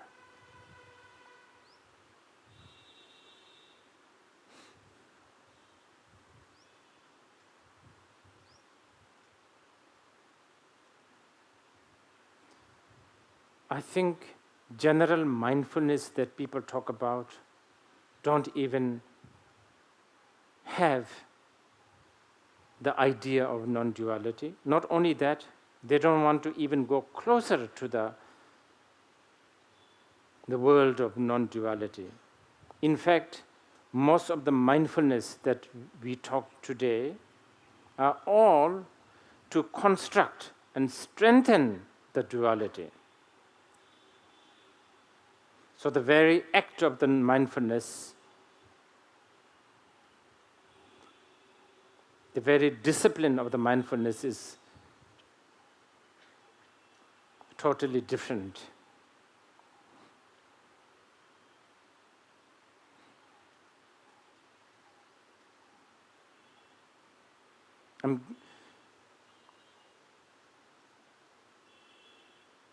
As I pause every time, just be aware of whatever the thought that is happening, that's coming in your mind.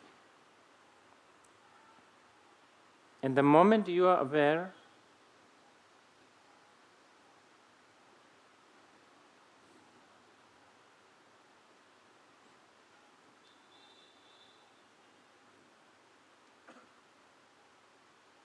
you have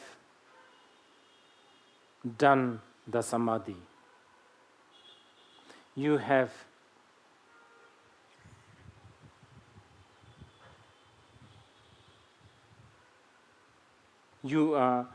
begun, at least you have begun to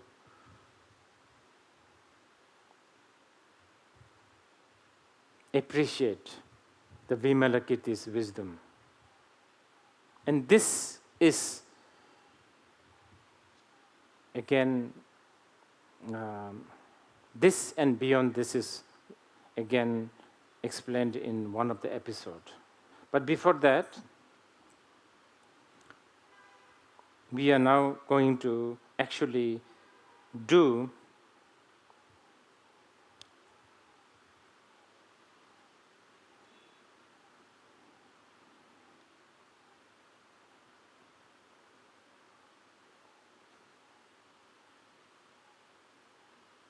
samadhi as it is, the samadhi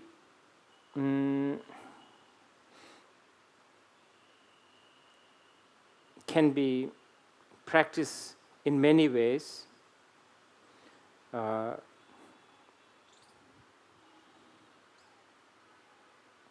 It can come in a certain prescribed format, such as sitting straight and all that discipline. Or it can also come purely as an act of awareness, as I was talking earlier, no specific posture, but sitting straight,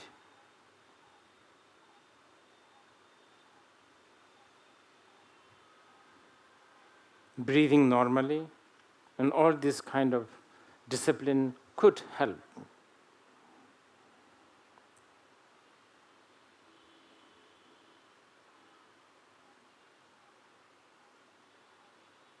So I'm going to let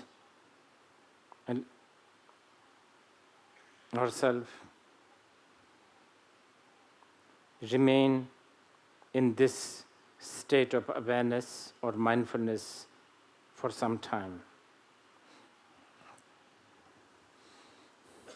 You can do with a posture or without a posture, as you like.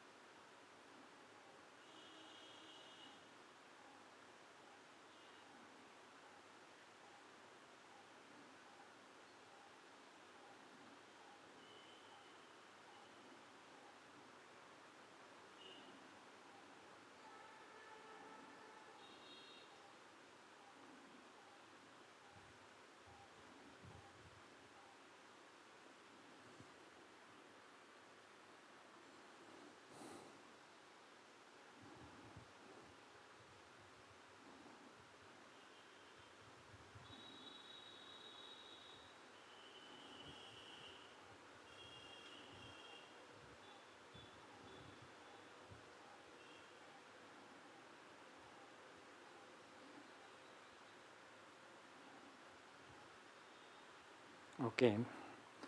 So I'm going to let you, since this time is meant to be more interact should be have more interaction. I don't know, somehow my old habit of talking keeps on, like taking over. But so I will let you ask some questions. But before that, we were talking about awareness, and we were talking about how this awareness can be applied in many, many different ways, like a pilgrimage. And another way is like remembering or recollection of the Buddha, Dharma, and the Sangha. So I think we will recollect and try to reimagine or try to imagine what is the Vimalakirti's situation in the past.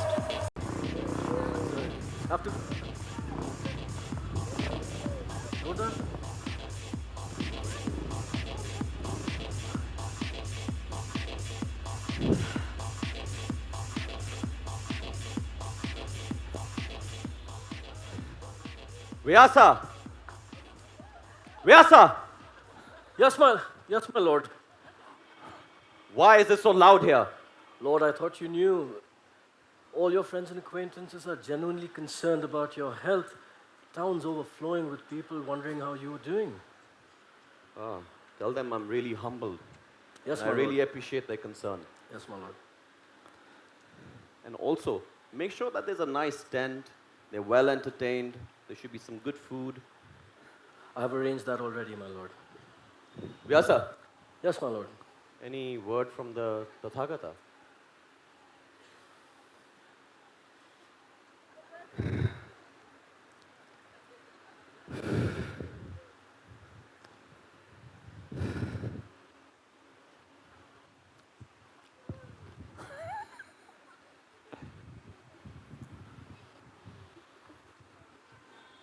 Take it off, no? Take it off, you take it off.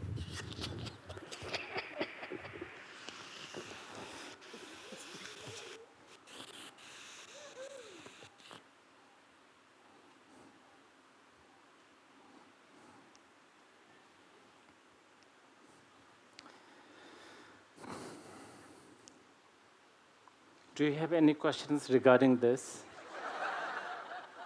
I'm supposed to explain here. Well, I'm sure there's no motorcycle during those days. How can a man who is indulging in all these activities be a knowledgeable guy and give knowledge to everybody who is bodhisattva? Because I hope I understood your question. Mere knowing, mere knowledge, you said, of whatever you are thinking releases you from entanglement. And when you have no entanglement, it gives birth to the empathy and love and compassion. And that leads us to wishing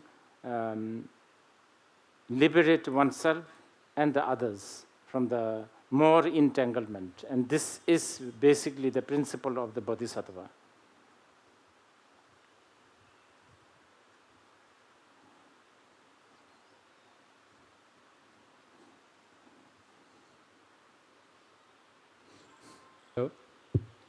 Thank you, Rinpoche. When we read about Vimlakriti, he mentioned something related to inconceivable liberation. Inconceivable liberation. Right. So he says that he is well rooted and already there in an inconceivable liberation. And there is another form of liberation that Buddha has been teaching about. So are they two different things or the same things? Because when you're in inconceivable liberation, then indulgence also becomes a form of stepping out of indulgence and achieving that liberation. Okay. Let me try to explain this using an example that Nagarjuna used. He said that it's a bit like this. Let's say right now I'm performing magic here, and I'm doing a, like magic show. I'm doing a lot of dramatic things, which and you are here as an audience. You don't really know that it's a okay. Let's say you're like kids. You are not adult.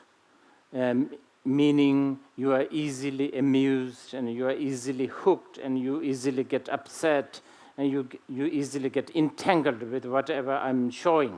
You understand? So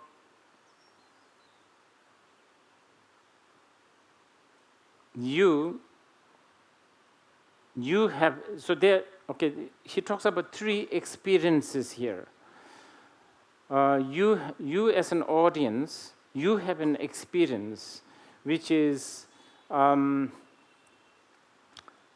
you actually don't know the truth behind what you see.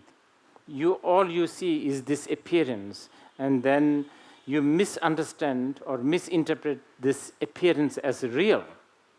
That's one of the experience. And then me as a magician, I know that this is a trick or this is a magic. But I still get entangled with my own trick.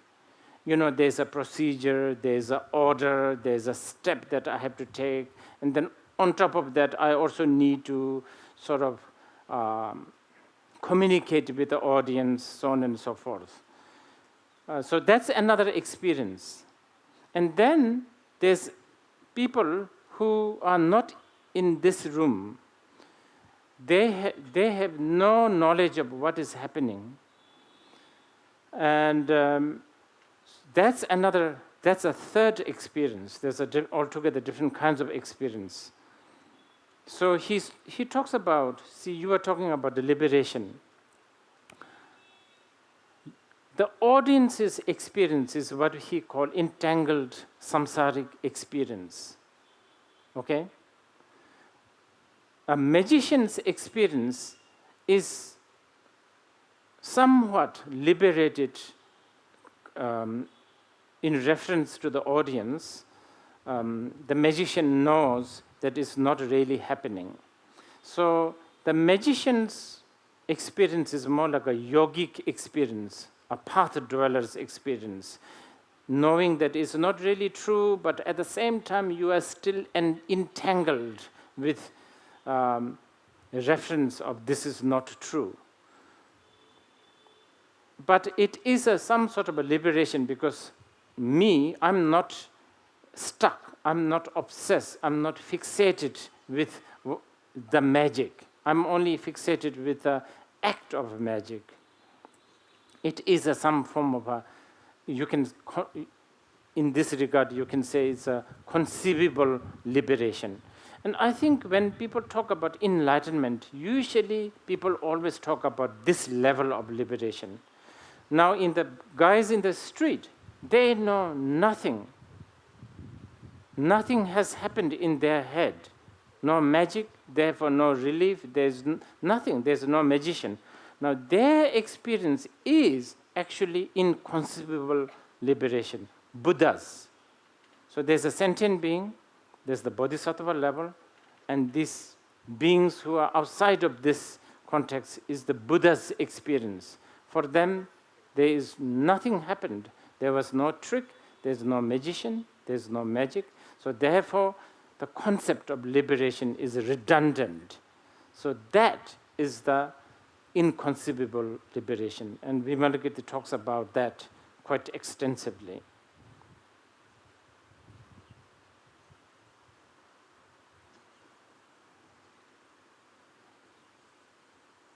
There's quite a lot.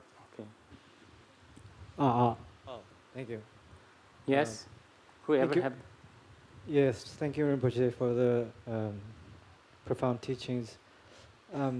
I got a question listening to what you have been answering to this man's question. When the three kind of categories of the person you were talking about in the analogy, the previous two, I guess, the kids and the magician, there's sort of a kind of pre-concept that they have a ground for experience, like the mind. They experience it as a illusion or a magic. This yogi experiences as something illusionary. And the person outside doesn't know of any of this. And if that experience is similar to what a Buddha would It's the best example we could give. Yes, but the analogy always has this kind of, for me, a difficult point where Buddha also kind of, in the analogy of the person outside, he also has some ground of experience, like. Yes, but it is not an issue in the context of liberation from this specific illusion. Okay, what is the problem here? The real problem, can you hold on the mic a little bit? Yeah. What is the problem here? The problem here is supposedly we are suffering. You understand? There is a truth of suffering. Yes. Of course, if you don't have the suffering, then there is no path. There is no need for path. There is a suffering. Anyway, but before that, we need to be careful with the word suffering. The Sanskrit word dukkha is never really translated properly with the word suffering. We are talking, the suffering, the dukkha is really, really big subject.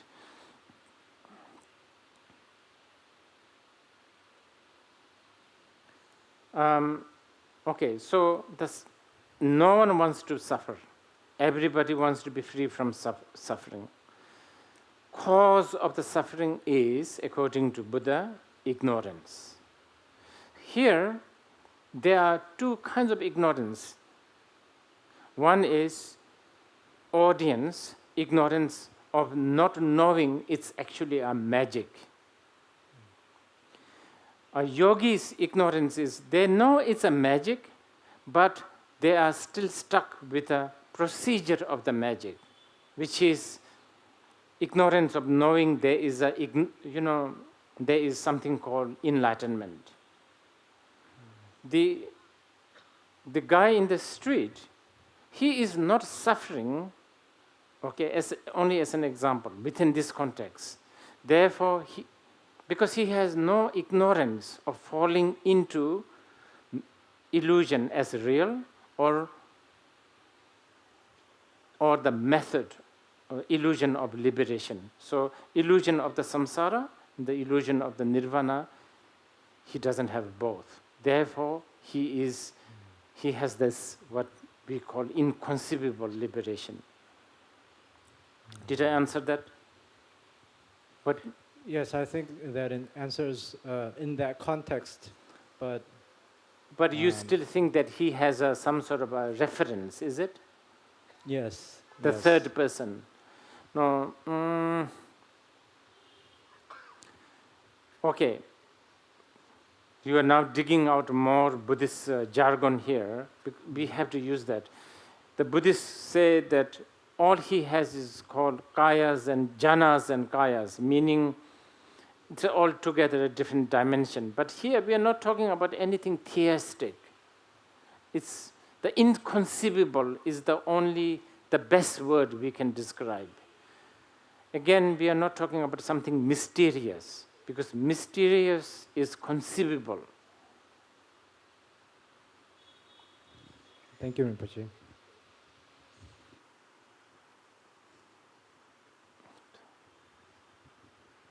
Oh, you want first? Why don't you finish? Can you? Rinpoche, in your teachings in Europe recently, you help people perhaps discern between the different schools of Buddhism, between Vajrayana, Mahayana, Shravakayana. But yet in a teaching like this and in a teaching like Vimalakirti Sutra, one's takeaway can be that, oh, anything goes, because there are no references anyway. So how does one reconcile the two views? It's good question. Actually, it's not really anything goes. Remember in the Vimalakirti Sutra, now one episode is Ananda. He goes out looking for milk because Buddha is not well. And he bumps into Vimalakirti, who very dramatically tells him to keep it quiet and not to be loud. Basically, he's even saying something like, you should be. This is embarrassing that you talk about Buddha not being well. That if other religious people hear this, it's a disgrace to, our path. How can Buddha be sick? So on and so forth. So, and then he's really gets so sarcastic towards Ananda, saying that, how can Buddha be sick? It's impossible. That's just your delusion, etc. So Ananda gives up the idea of bringing the milk, and as he was about to return, Vimalakirti said, no, you must take milk, because for your own accumulation of merit, you must make offerings to the Buddha. Buddha, even the appearance of the Buddha not well, is for your own good. He did it out of compassion so that you have the chance to accumulate merit by acquiring the milk and all that. So this is again a very beautiful way of explaining the relative truth and ultimate truth together. The challenge to hear the Vimalakirti Sutra is this. You have to hear the relative truth and ultimate truth together, so to speak. And this is always a challenge.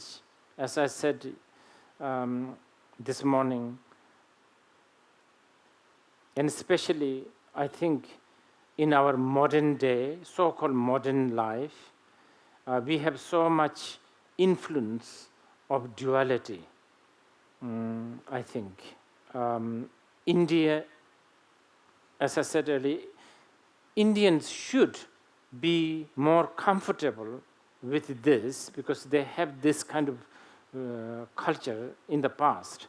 But probably due to the different kinds of education system and influence, maybe that non-dual culture is waning. So it's very difficult. It happens on a smaller scale. I always give this example, like watching a movie.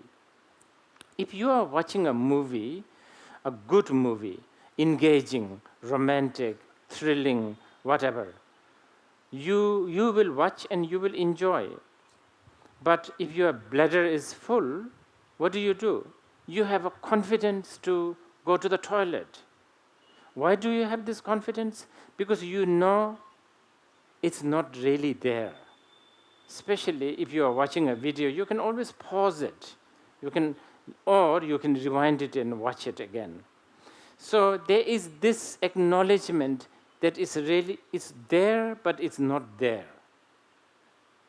It's there, but it's not there. Form is emptiness, emptiness is form. That's very important Vimalakirti teaching. It's there, but it's not there. How to really live with that? with a movie, with a something small thing like a movie, we do it.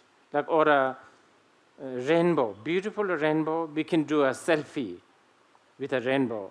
But we don't really, and also we also have the wit to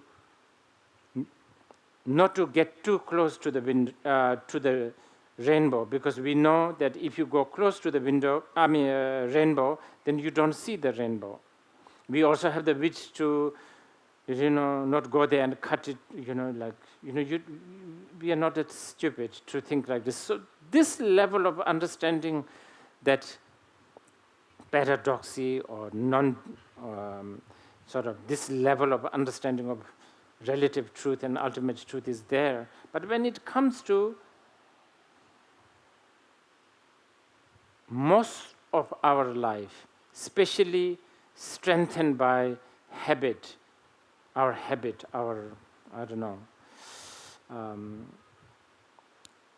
values, then it becomes really, really difficult. Then we totally forget. And I think this is why the Vimalakirti is teaching, okay,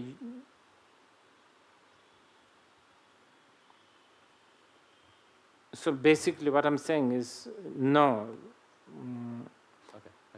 all kind of discipline, all kind of act is still very important.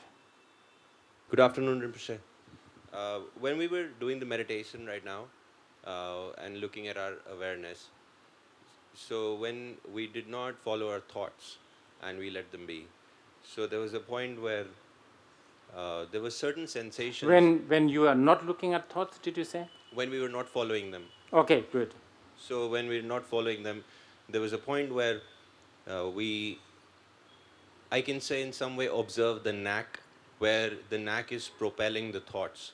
For example, there are certain sensations in the body, could be anything like pride also, that propels a certain thought, and that pride has a certain concomitant sensation, maybe like a rising in the chest of a certain elevation, and it's very subtle.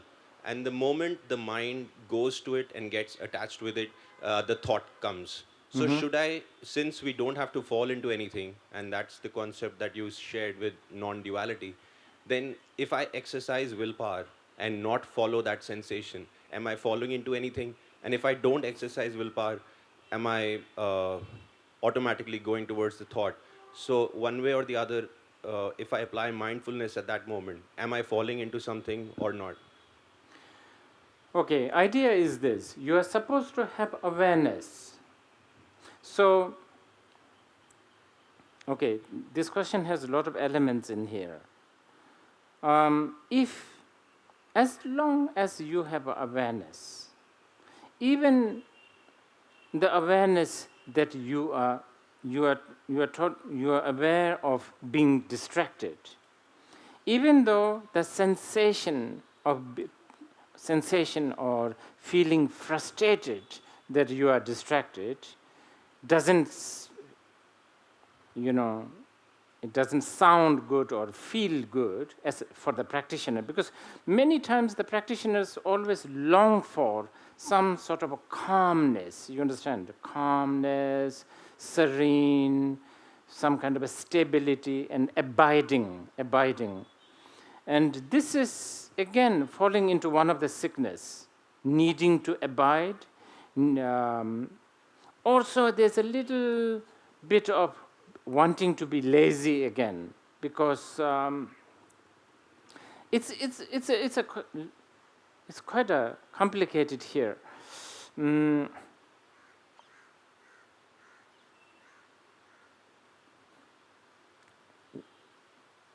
one sense, you are being very diligent. Why? Because you are really trying to know the thought. When you say follow the thought, you mean not follow the thought, or not. When you say not follow the thought, you mean not entangled, isn't it? Yeah. So there is a sense of diligence, because you are trying so hard not to get entangled. But in the process of trying not to get entangled, need to abide, need to not entangled arises. And this need also then becomes a hindrance. But we are talking about a kind of a high level here. But this is what the Vimalakirti Sutra stands for. It's a very high level sutra. So I somehow forgot your second part of the question. Can you? Well, I was saying that when we recognize where these thoughts are coming from, there is a kind of resting in the mind, but we get to the source of where it's coming from, the feelings or the sensations that arise in the body. So the moment I recognize those sensations or whatever is the root that it is emerging from, like for example, to state specifically, I thought of myself looking at myself sitting in the meditative posture. And when I observed myself from outside, a kind of ego or pride arose. And then the moment I looked at that, and the thought got abandoned, but Right. that pride remained. And then I realized, why is the mind going towards that again and again? It was because the mind was looking at this pride of looking Right. at myself or being able to look at myself in that meditative posture, which is what we aspire for, like Buddha. So in that sense, as I saw these sensations arise in the body, I tried to not follow them. So I was exercising my willpower. And I'm not here talking about the thoughts itself, but the source from where they were coming. So there was a familiarity in the mind, which the ego was following, which the mind was following, and it was saying, okay, fine, these thoughts, they feel good. So that feeling good, I was trying to not feel, so that I don't follow those thoughts. Okay, maybe you should not try not to feel, but instead you should just be aware that this is what you are doing, that you are trying not to feel. You should be aware that you are trying not to feel. You understand? Because by then, the moment you are simply aware that you are trying not to feel, then that entanglement, that agenda, that needing to not feel will be released and become weak. Then that will and then you gain liberation. Otherwise, you still have an agenda you are creating, and then you will have a lot of agenda. You will have a lot of goal. Of course, it's a little bit difficult. This, you are supposed to not to have a goal, but then not to create a goal, not to have a goal ends up becoming a goal. So when you apply this into practice, you have to sort of have the confidence to this simply, merely being aware to the situation is good enough. At the same time, you have to also, try to advance your skill of being mindful and being aware by telling yourself that you should not be distracted. So, how should I put it? Both confidence and paranoia together. And that's how the path is. This sort of the doubt and the belief, paranoia and the confidence. And then what is supposedly should be happening is these two will worn out each other. The confidence will kill the paranoia, and paranoia will kill or destroy the confidence that has some sort of a reference. And when both are collapsed, then you are free from solution and the problem. You need to, you can't keep the solution, because if you keep the solution, then you still have the problem. Both you need to transcend. Okay, please. Good afternoon, Rinpoche.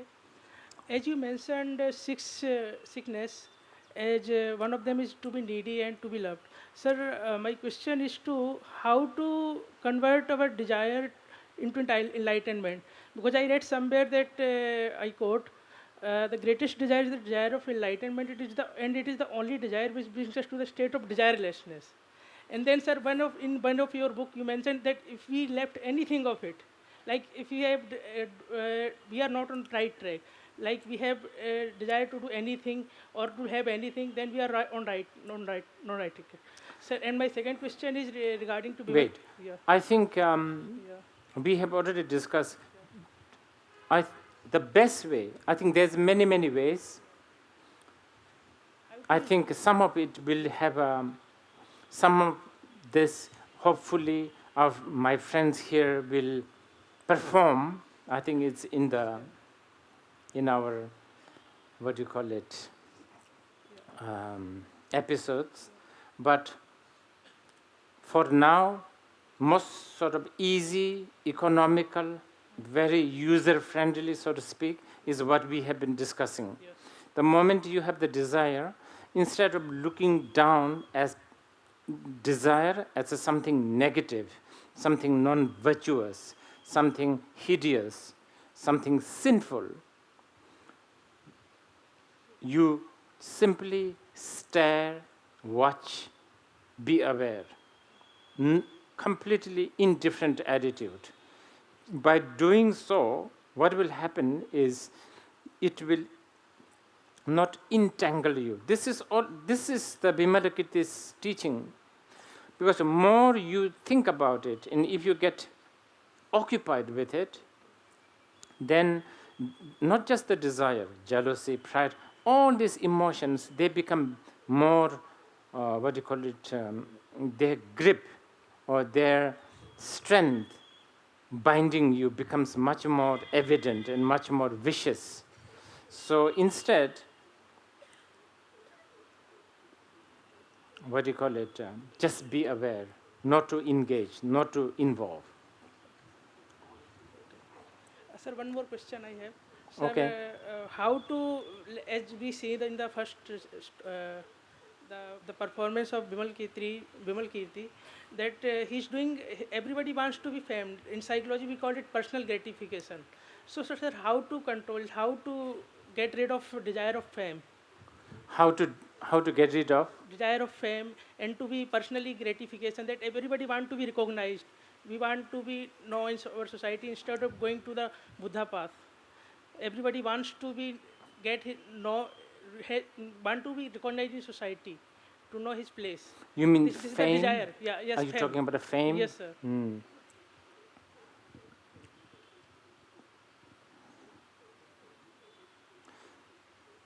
I think, again, thousands of ways, thousands of reasons.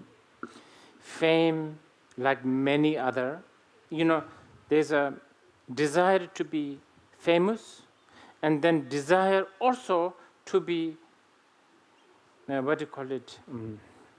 not known. Both are vicious, because desire to be not known can be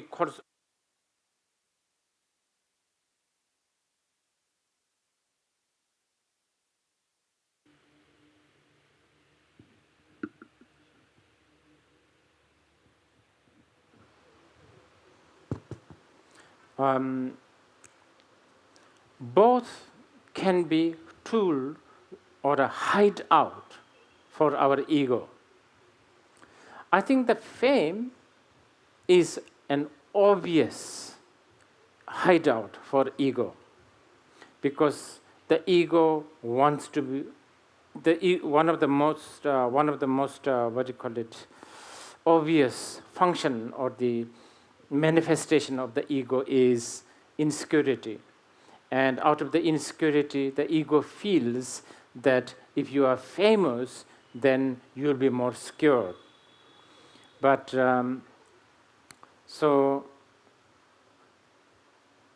this is, I think, I will stick with the Vimalakirti, okay? From the Vimalakirti point of view, he will say something like this: yes, you should be free from being famous, but you should also be courageous enough to be famous if it is benefiting yourself and others. If you don't do that, you are hiding in this disguise of what do you call it? This zone of not known, and that may not necessarily be kind and compassionate. You understand? That's how the Vimalakirti, I think this is how the Vimalakirti would say. Okay. 2 more minutes. Okay.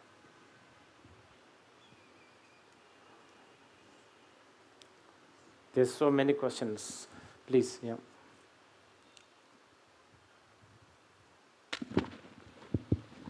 Thank you, Rinpoche. My question comes to you as a parent. So I'm also a psychologist.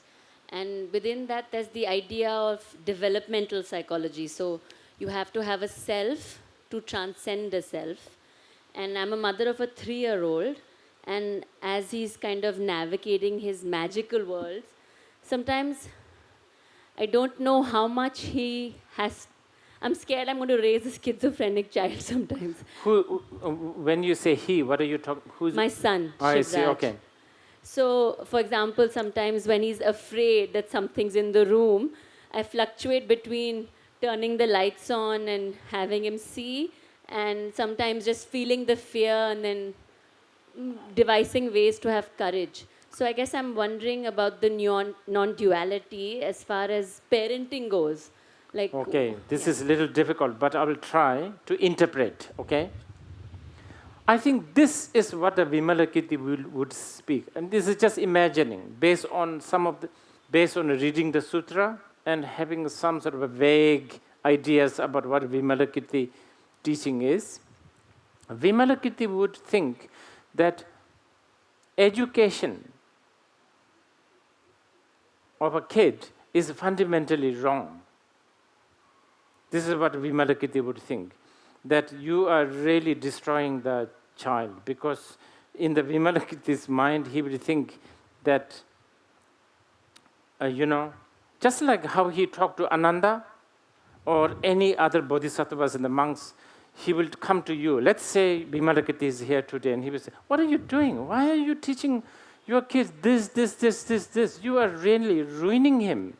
Completely. This is what he would say. And then you will get so depressed and you think, oh, no, what will I do now?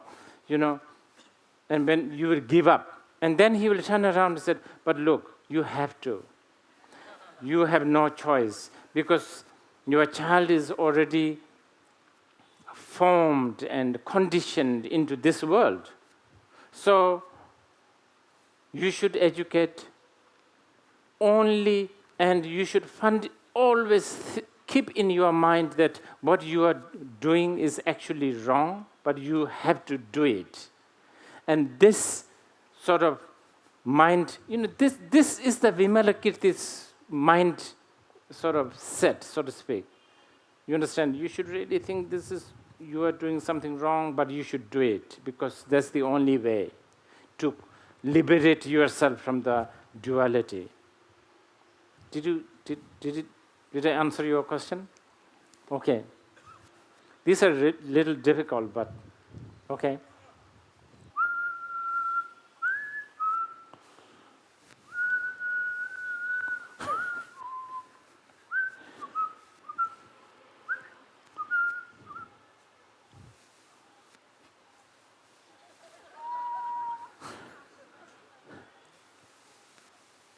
Sariputra. No. What are you doing? That's not how you meditate. What do you mean? You should never depart from cessation. Neither should you depart from post-meditation activities. What are you talking about? Shariputra. You see, true meditation is to meditate and not meditate at the same time. The gap between meditation and post-meditation should not exist. And the wall between concentration and distraction should collapse. You see, when you meditate, you're basically doing nothing. Instead, remain in cessation, one-pointedness, whatever you want to call it. You see, meditate as though you already are a sublime being, but without giving up the mundane. Be ordinary, but also concentrate and don't get distracted. But this should not stop you from using your senses.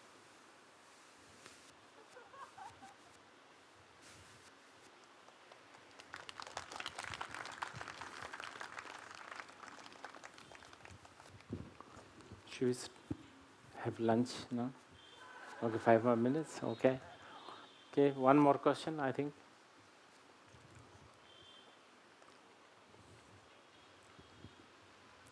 Thank you, Rinpoche, for your wisdom. Just thinking out loud from the teachings, understanding Vilmakirti's lifestyle and adapting it in real life, would that mean jumping into vanity with realizing all of it is just illusion? Would that not again be moral policing or practicing non-duality and following and preaching the teaching? That's one. And the second... I didn't get the second part. So, understanding Vilmakirti's lifestyle and reflecting it in real life, though Vilmakirti is divine being or realized being, but reflecting it in real life as in the 21st century millennials, would it mean jumping into vanity with realizing all of it is just an illusion? But would that not mean, again, moral policing or focusing on non-duality by practicing and teaching, preaching the truth of Buddha? That's one. Okay, Second one, I think we will. This is quite a big one. Okay. Can you do the second one later after lunch? Okay, done, yeah. Done. Thank you. Well, we are talking about Vimalakirti's lifestyle is a really important here. It's an important symbol because how many people have this preconception that to be a spiritual person, you have to become a monk, a renouncant, you have to not eat this, not drink this, not wear this, and so on and so forth. You see, this is really big. First of all, Buddhism is really never culturally bound, geographically bound. At the same time, it accepts all the culture, all everything, human thing.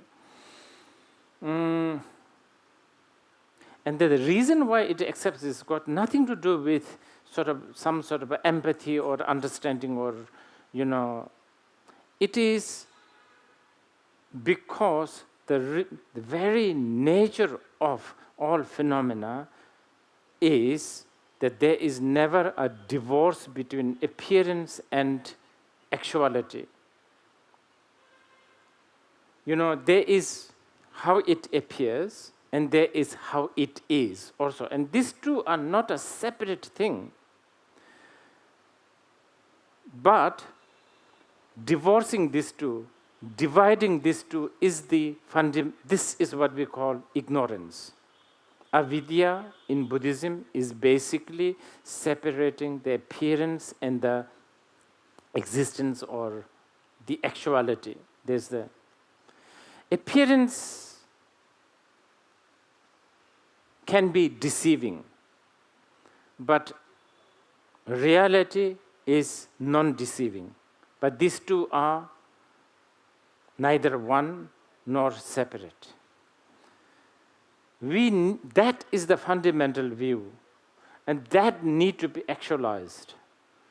A practice such as, like penance, does not really, practice such as penance are designed to slowly take you there, but practice of penance does not reflect the actual truth in a direct way. Vimalakirti's lifestyle is supposed to reflect that.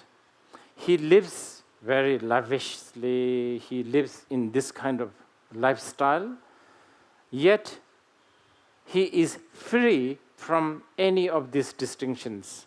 Again, it is taught towards the end here that he uses the analogy lotus. The lotus is born in the mud, but the lotus is never stained by mud. And this is a doable, by the way. You should not think that this is something very poetic and something far-reached and something only on a conceptual level. Actually, it is doable. And we have already done it this morning, for instance. I'm sure in the course of our 45 minutes attempting to be aware, at least once or twice you must have managed to be aware. Mundane it may be, like a honking of the car behind us. Being aware, at that very moment, we are not negating the car honk, but we are also not engaged with the car honks. So there is that, liberation, so to speak. And this spirit of the Vimalakirti need to be, introduced. And I think our friends are doing much better here.